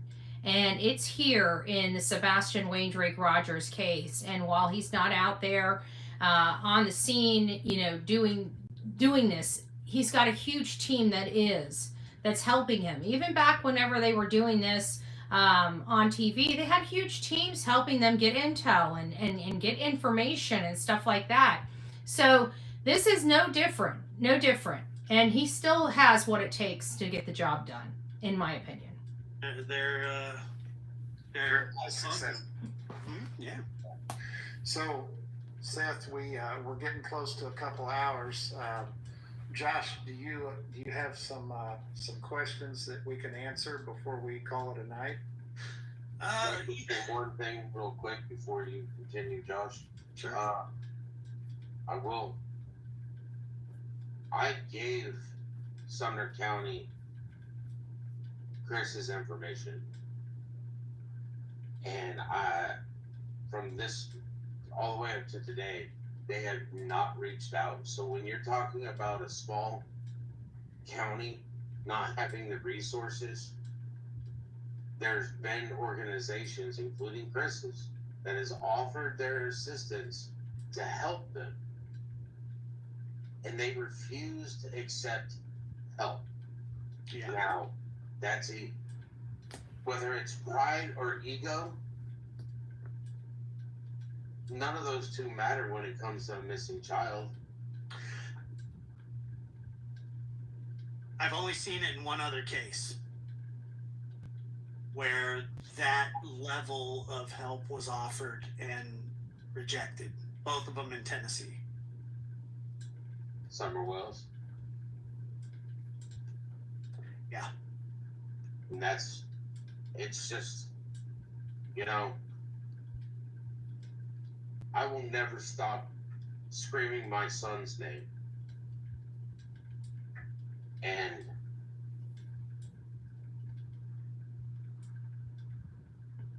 I don't understand how a parent can stop screaming their child's name when they are missing. You know, when Michael Vaughn went missing out of Fruitland, Idaho, and We covered that case. I interviewed the mother. We went to that case too. We were boots on the ground, and it was because it had been so long, and everybody was starting to spin the case, and you know it was going to be the mom, and we were starting to even see some behaviors ourselves, probably because everybody else was talking about them, and so I just couldn't for the life of me, because I had been comparing Michael Vaughn's mom to the Wells parents and the differences between their emotion versus the Wells and stuff like that, which I often do on relevant cases. And, I was starting to feel bad. And so I wanted to go out there and make sure I was right, or at least on the right track. And when I did, I was pleasantly surprised, that the mom had nothing to do with it. The mom was terrified and still met with me because of all these hate channels telling them I was going to, do basically what they did to this case. I'm going to riot. I'm going to do this, which many of you guys have watched me for years. You know, that's not anything that we do. I mean, yes, we do get gathering of voices and protesting. We do legit stuff, and it's lawful stuff. But at the end of the day, she was terrified. They put this, and she still met with me. I mean, that was telltale sign number one, that she's willing to do anything it takes to get her son's name out there. We talked and knocked and talked and walked with to the community and spoke to a lot of the people in the community, and eyewitness of the mom that morning searching for her child. She actually thought she was searching for a lost pet, and was like, man, she's really eager to find that dog, or whatever. And so it was legit. She was truly frantic. We talked to the drone guy, told us the same thing. So we had a lot of corroborating information that there was no possibility that this mom or her boyfriend had anything to do with this child's disappearance. So, and that's what we reported back. So it's not like, everybody tries to say that we don't do a good job, or we, pick on no, we don't. We do legitimate work, and we come up with legitimate facts about the work, and that's what we use for our analysis and our opinion and our reporting.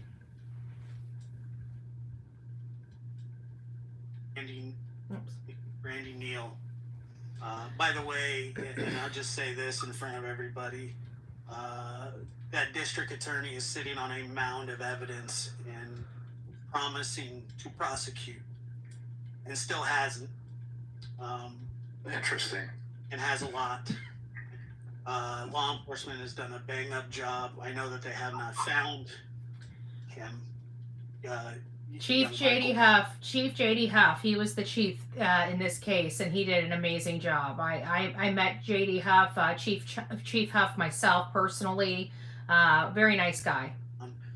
But the district attorney has a case, and he needs to put it into motion. Now, when Fruitwind, who, by the way, did not have a lot of experience in these kinds of cases as well, the police chief, could not believe that there was an organization willing to do this. And that organization advanced that case all the way to the district attorney with evidence, and even, I don't want to say everything that they have, because first of all, I don't know everything that they have. I know that they have a lot. And it made a huge difference. And for them to sit on a case because they want to find a body is just not proper anymore. You don't get rewarded for being able to hide a body. That's right. Why they have body prosecutions. Exactly. DAs get scared of that stuff sometimes, especially ones up for re-election. So I've got two questions. I've got one for you, Seth, and one for you, Josh. You made a statement, Seth, on Dolly a long time ago. Something to the effect of, we haven't asked the right questions to find Sebastian yet. Do you remember that? I do. Okay. Can you elaborate on what you meant by that?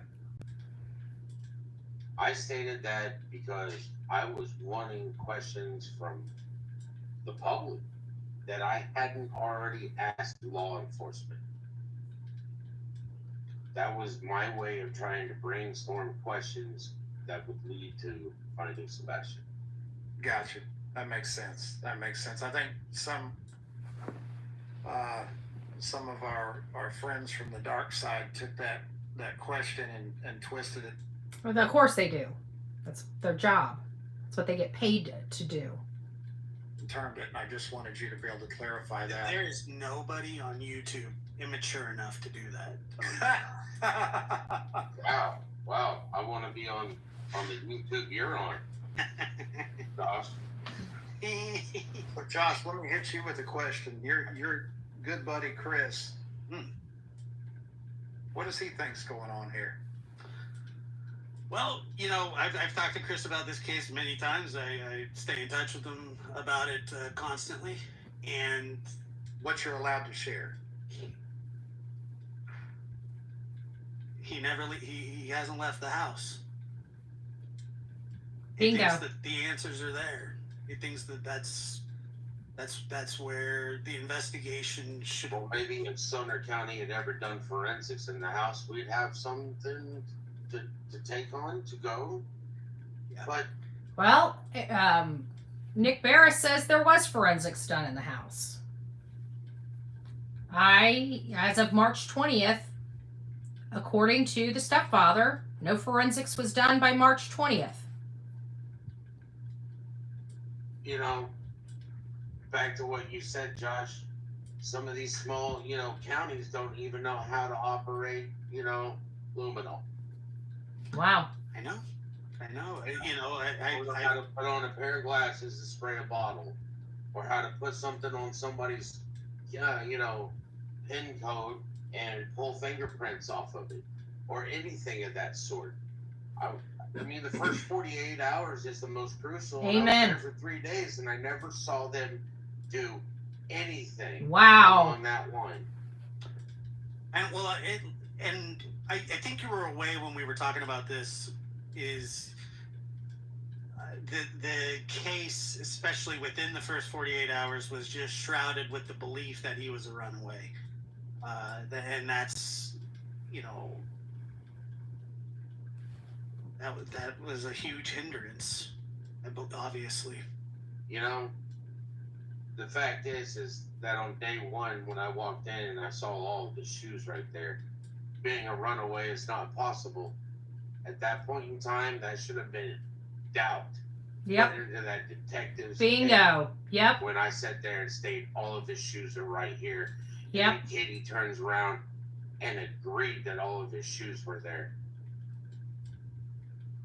His backpack was there. His coats were there. Wow. I mean, Seth, I don't believe he's a runaway at all. I don't either. Never have. My son's never been an eloper. There's only one thing that would make him run away. He was running away from a dangerous situation. I don't think he left the house on his own. Mm-mm. Well, I don't see how he walks out the front door, the back door, any other door, and dogs don't hit on a scent that is that fresh. Amen. That neighborhood is so, upper middle class. Right. That it's upper class. It's really not upper middle. You say upper class? Yeah. Yeah. Look, the homes are beautiful. The place is nice.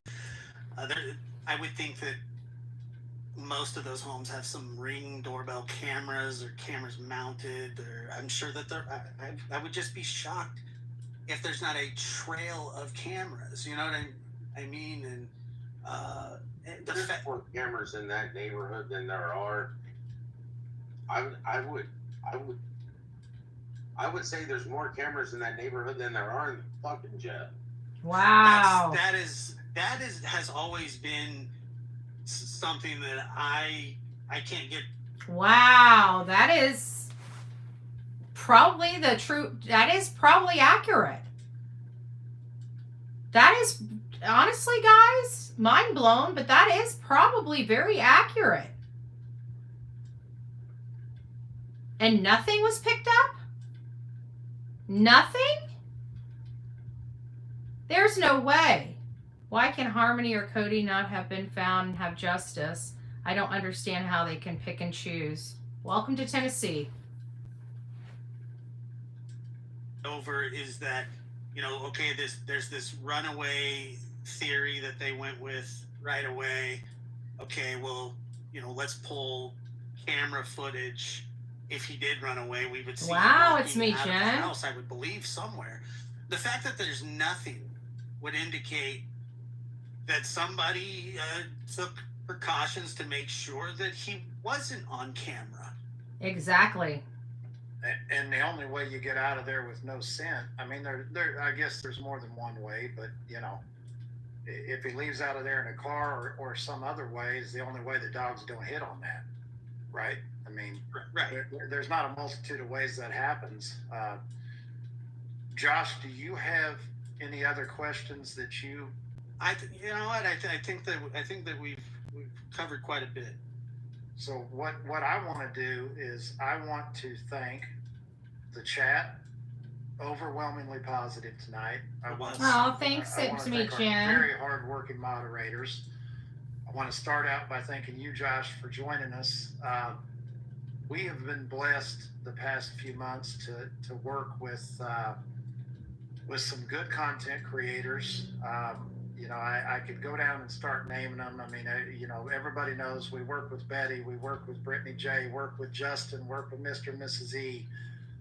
Recently, we've seen some real good work by Silver on the Scene. Silver's by, has been CJ. knocking it out of the Got park. to meet him and Nart Diver. I mean, and we're going to leave some people out. War Eagle's putting some pretty good stuff out there. Forgot a little name there. What's that? War Damn Eagle. My bad. There you go. But and and there's more than that. I mean, there's more creators out there that we're missing. I've got my old reliables on TikTok that have been here for us since day one. Cajun and Chasing Crime. And then the people that may not have a platform, but that are supporting the content creators that are supporting Seth. You guys are the real MVPs. So we appreciate you more than you know. We feel the love, the prayers, the support. Stand by, for information about an event that will be a public event over in Hendersonville on December 7th to honor Sebastian on his birthday. We will also have a smaller private event over in Clarksville that will be just a few of us at, but we really want the public to get around that event in Hendersonville. Don't know where it is yet, but we will have details. I want to say one more thing, and then I'm going to let you and Seth close it out. Sumner County, Eric Craddock, congratulations on your election win. I know that you listen and watch and pay attention to everything that we do.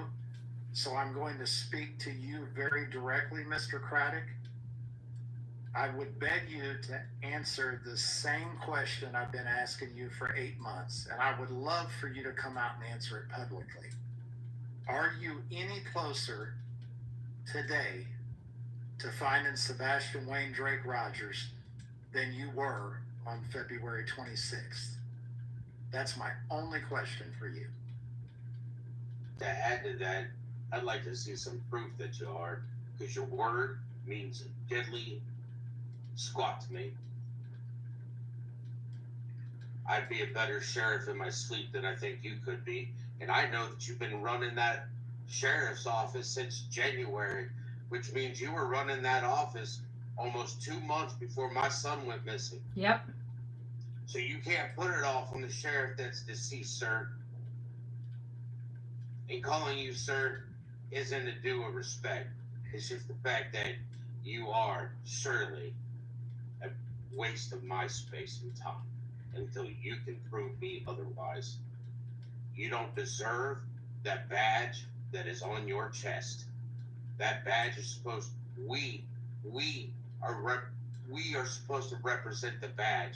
The badge does not represent us.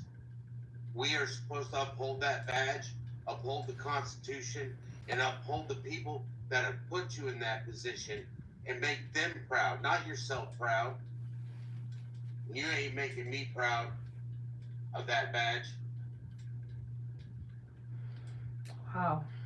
Elected officials are, you got to remember that the sheriffs are politicians first. Exactly, and that means they answer to the people. And they just always are. I don't know much about the sheriff nor the sheriff's department. I've learned. Find it disgraceful that they after all this time they do not keep in contact with you. I don't know if they keep in contact with Chris and Katie. I do know that in the Bible, the Lord tells us to pray for our enemies, which is probably one of the hardest things to do in the world. But at this point, what choice do we have? And I also pray for Chris and Katie. I really do. I really, honestly do. Pray for Sebastian. You, Seth, and Tony. I know that for some reason people think that you rake in the bucks for doing this. I know that you don't.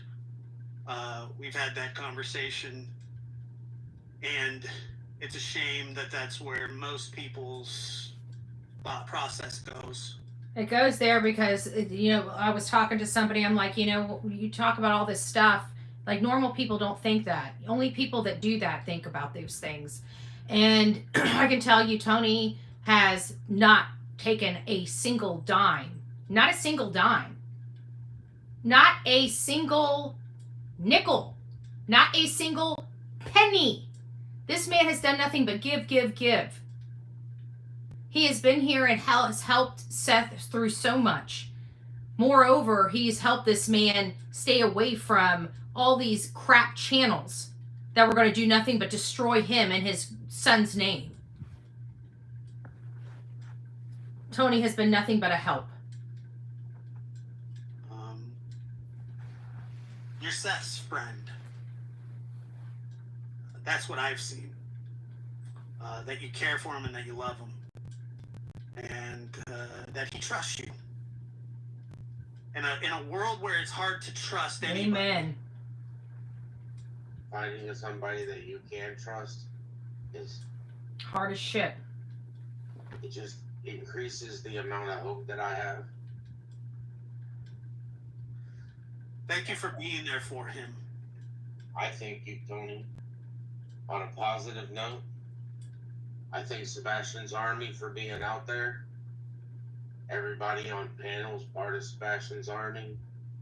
I'm part of Sebastian's Army, and I appreciate everybody who is coming together, that is keeping their eyes out, looking for Sebastian.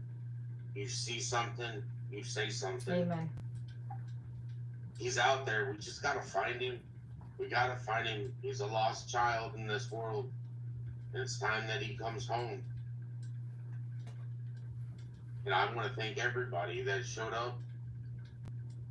I haven't seen chat. I was told not to pay attention to chat, Tony. It was from everything I heard, I fell asleep through most of this, and I was on the road for 15 hours. I tried my hardest to be there and listen, and I listened to it. I when I watched this, I realized I listened to almost an hour before I finally fell asleep. But it's this is hard, and there are people that are out there helping, and I got to sit around a huge table of people out there helping. I got to go out and search with Silvers and Mr. and Mrs. Car Guy, and all the people that are we were all sitting around the table, the people that really care about this child being brought home and being brought home safely. The team that has been amassed over Sebastian is beautiful, and it's people that just want to advocate and bring awareness. And the more that we're out here on these streets, the more we're promoting Sebastian's face, the more people are going to tune in, even new people. Every day we're getting new people that have never heard of Sebastian's name or Sebastian's story, and just happen to stumble across this channel or across another channel and learn about him. That, at the end of the day, is what it's all about, because then they're talking to somebody, and then that somebody tunes in, and then that somebody tunes in. Next thing you know, you've got this huge army of people looking and searching for this young man. And that's really what it's about. The goal is to find Sebastian Wayne Drake Rogers. The goal is to bring him home safely. This stuff is not cheap. Tony's travel is not cheap. He still never collected a single dime. I've seen. It was moving pretty good. It was pretty good, and the mods were unbelievable as usual. Well, Tony didn't want me to be distracted by everybody. He wanted me to stay on task. Well, there's a lot of love here. Lots of love. I appreciate it. A lot. And then,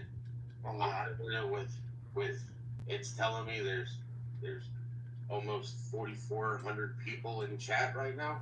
Wow. And did it get up that high? Oh my goodness. I knew it was going to be a full house. I told you guys before it started, because I knew Seth hasn't been on in a really long time, and I knew it was going to be a full house, and it sounds like it was. They're all Sebastian's army. Amen to that. Sebastian has a lot of people that are looking for him. Crackfoot. And I'm not going to stop till the whole world knows my son is missing and what he looks like. And I want the whole world to help me find him. Sebastian's army will be a world army. Amen. It already is. It's building. If it takes the world to find my son, then I won't stop until the world knows that I'm looking for him. And I want to thank everybody that showed up for this. And I appreciate your support. And I want everybody to be blessed. God bless you guys. Good night, everyone. Good night. All right. There you have it. That was awesome. That was awesome. I really did like learning a little more. We've learned some new things that we didn't know. We got a little insight, actually a lot of insight of that day that Sebastian went missing. We got to see that some of the things that I have been harping on, unfortunately, are true. You know, when I harp on those things, it's not a good thing. It's not good for the case. It's not good for the victim. You know, the failures of doing the right thing at the beginning has really, in my opinion, hampered this case. That house should have been turned into the crime scene. All the electronics should have been collected. You know, the stuff, especially by day 2, nothing's showing up. As soon as those dogs did not hit when they said this child walked out of the house and his shoes were there and every belonging belongs to him is still there, it should have put some type of doubt in their mind to go a little further and to dive a little deeper. And they excused it all away and didn't do those things. And I have to think their lifestyle had a lot to do with it, and who they were in that community had a lot to do with it. And shame on law enforcement for it allowing it to judge cloud their judgment, and still allows it to cloud their judgment. Shame on them. Sebastian deserves to be found. He deserves to have an army of detectives working around the clock to find out what happened. And the heck with this family. Do your job. Do your blessed job. Good gracious. Not one room was turned into a crime scene, even when you thought Seth did it. You didn't even forensically check his house when you thought the man was responsible. How irresponsible is that? How freaking irresponsible is that? Unbelievable. Unbelievable. I'm going to dissect this a little bit more. There's a lot of talking points that we need to hone into on this. I missed it. I figured if I have to rewatch it, I didn't want to rewatch it and then talk to you guys about it. I figured we have to rewatch it together, just do it together and talk about it together. So there was a lot of new stuff that I did not hear because I wasn't, like I said, I wasn't there. I was there for part of it last night, but I couldn't stay for the rest of it. I was just exhausted. I was mentally and physically exhausted. You know, I spent over 28 hours on the roads, in 3 days. I mean, it was a lot. Probably more in the lines of probably 30 or 40 hours on the road. And I had our little princess with us too. That was such a great little riding companion. She was just the best. She's just the best. She's mommy's best friend. No, she's not. She's my little girl. My best friend gave me my little girl. But she was so good. Even last night when we were coming in, because we were stuck in traffic, she just kept looking up at me like, Mom, are we home yet? Mom, are we home? I'm like, no, we're not. I want to be home. I'm like, this is so miserable being stuck on the back roads with only one road in and one road out. That really sucked. There was no place to go, and there was thousands of people on the road. Little angel. Definitely roadworthy. Definitely roadworthy. She gave me no problems whatsoever. Literally zilch.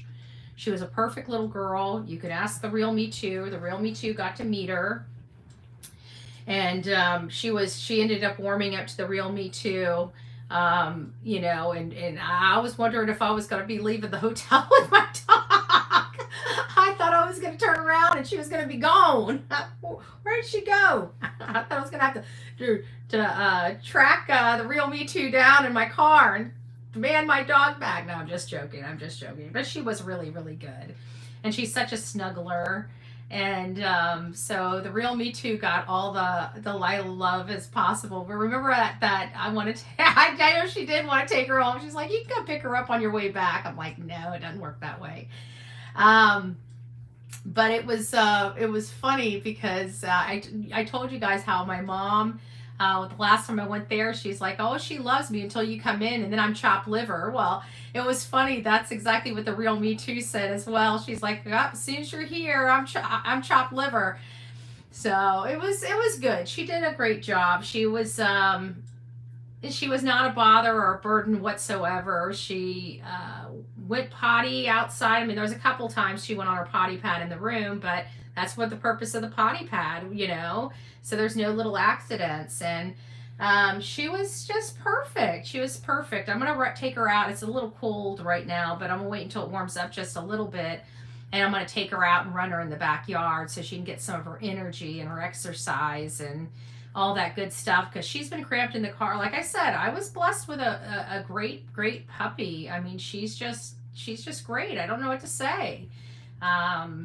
She's chill in the car. She's chill at home. She's a pocket pup. She's just my girl. She's my girl. We got informed on Sebastian's story the same day. It's been a long time. I hate to say this, but I pray every day not to be glued to YouTube waiting for Sebastian to come home. I know. I was glued at the beginning for him, coming back home and being back safely. And as the time goes on, it's like, it's hard. It's hard. It's hard. It's hard, just pray for Seth, pray for strength for Seth, just pray. I don't know what else to say to the audience is pray, pay attention, be vigilant, and report anything and everything. Remember, this could have been your child, and you would want somebody to step up to the plate if they knew something. Even as hard as it would be to step up to the plate, you would still want them. I want you to go home and look at your child, especially if you know something about this case. Look at your child or look at your family member, and you wonder what would you be willing to do to find out where they were if they were gone. And if you're not doing exactly the same thing you would want them, then it's not fair. It's not fair. Please, if you know something, now's the time to come forward. Now is the time. If you want to remain anonymous, there's ways for you to remain anonymous. Remain anonymous. But get the information out there somehow, some way. You can always reach out to 833-TELL-DOG. The Memphis FBI office, your local law enforcement. You got a lot to do here. I just want to thank Melanie, a 2-month member. God bless you. Jerry and Kara for life became members. Thank you. God bless you. Tinks, it's nice to see you. Welcome both to this crazy group we call the Coffee Club, i.e. the Insane Asylum. I can't even speak anymore. We've been on so long. Alicia, it's nice to have you back. Thank you. Reminding us the number one goal is Sebastian, Wayne, Drake, Rogers. Van Lady, oh my goodness, big hug and kiss to you. Still hanging in there, Betty, love you. And Delilah, thank you so much, love. Stacy S. gifted a Bullhorn Betty membership. Thank you for that. Kat sees you. Did you or Seth get my email? Let me check that right now while we're live.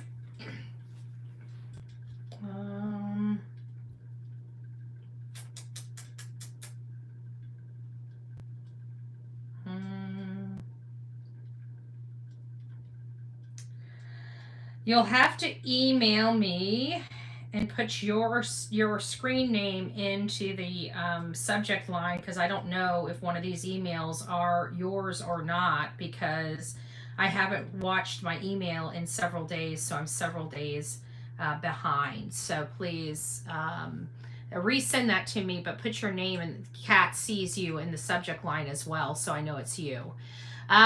Gifted, who was that? Angel of Light gifted 5 Bullhorn Betty membership. Don't forget to tell the gifters thank you so very much. Nick, thank you so much, love bug. It's me, Jen, 26 months. Holy smokes! LOL, love ya. We love you too. Jen also gifted a Bullhorn Betty membership, so don't forget to tell Jen, it's me, Jen, thank you. Beautiful Patty gifted a Bullhorn Betty membership. Don't forget to tell Patty and Holly as well. Thank you, ladies. Thank you. Well, you guys have a great day. That was good information that we were able to get. I think that there's a lot to be had in some of those conversations. I can't wait to hear more about the first few days of Sebastian Wayne Drake Rogers missing.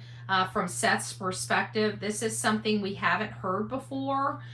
We've all asked some questions, but just getting it laid out in this format, I think, is really, really a good thing. I think we're going to learn a lot of information we didn't have, and I just pray that somehow this shakes something loose and helps bring Sebastian home. I hope that learning some things might get somebody off the fence that may not have been willing to speak up or say something, to speak up or say something.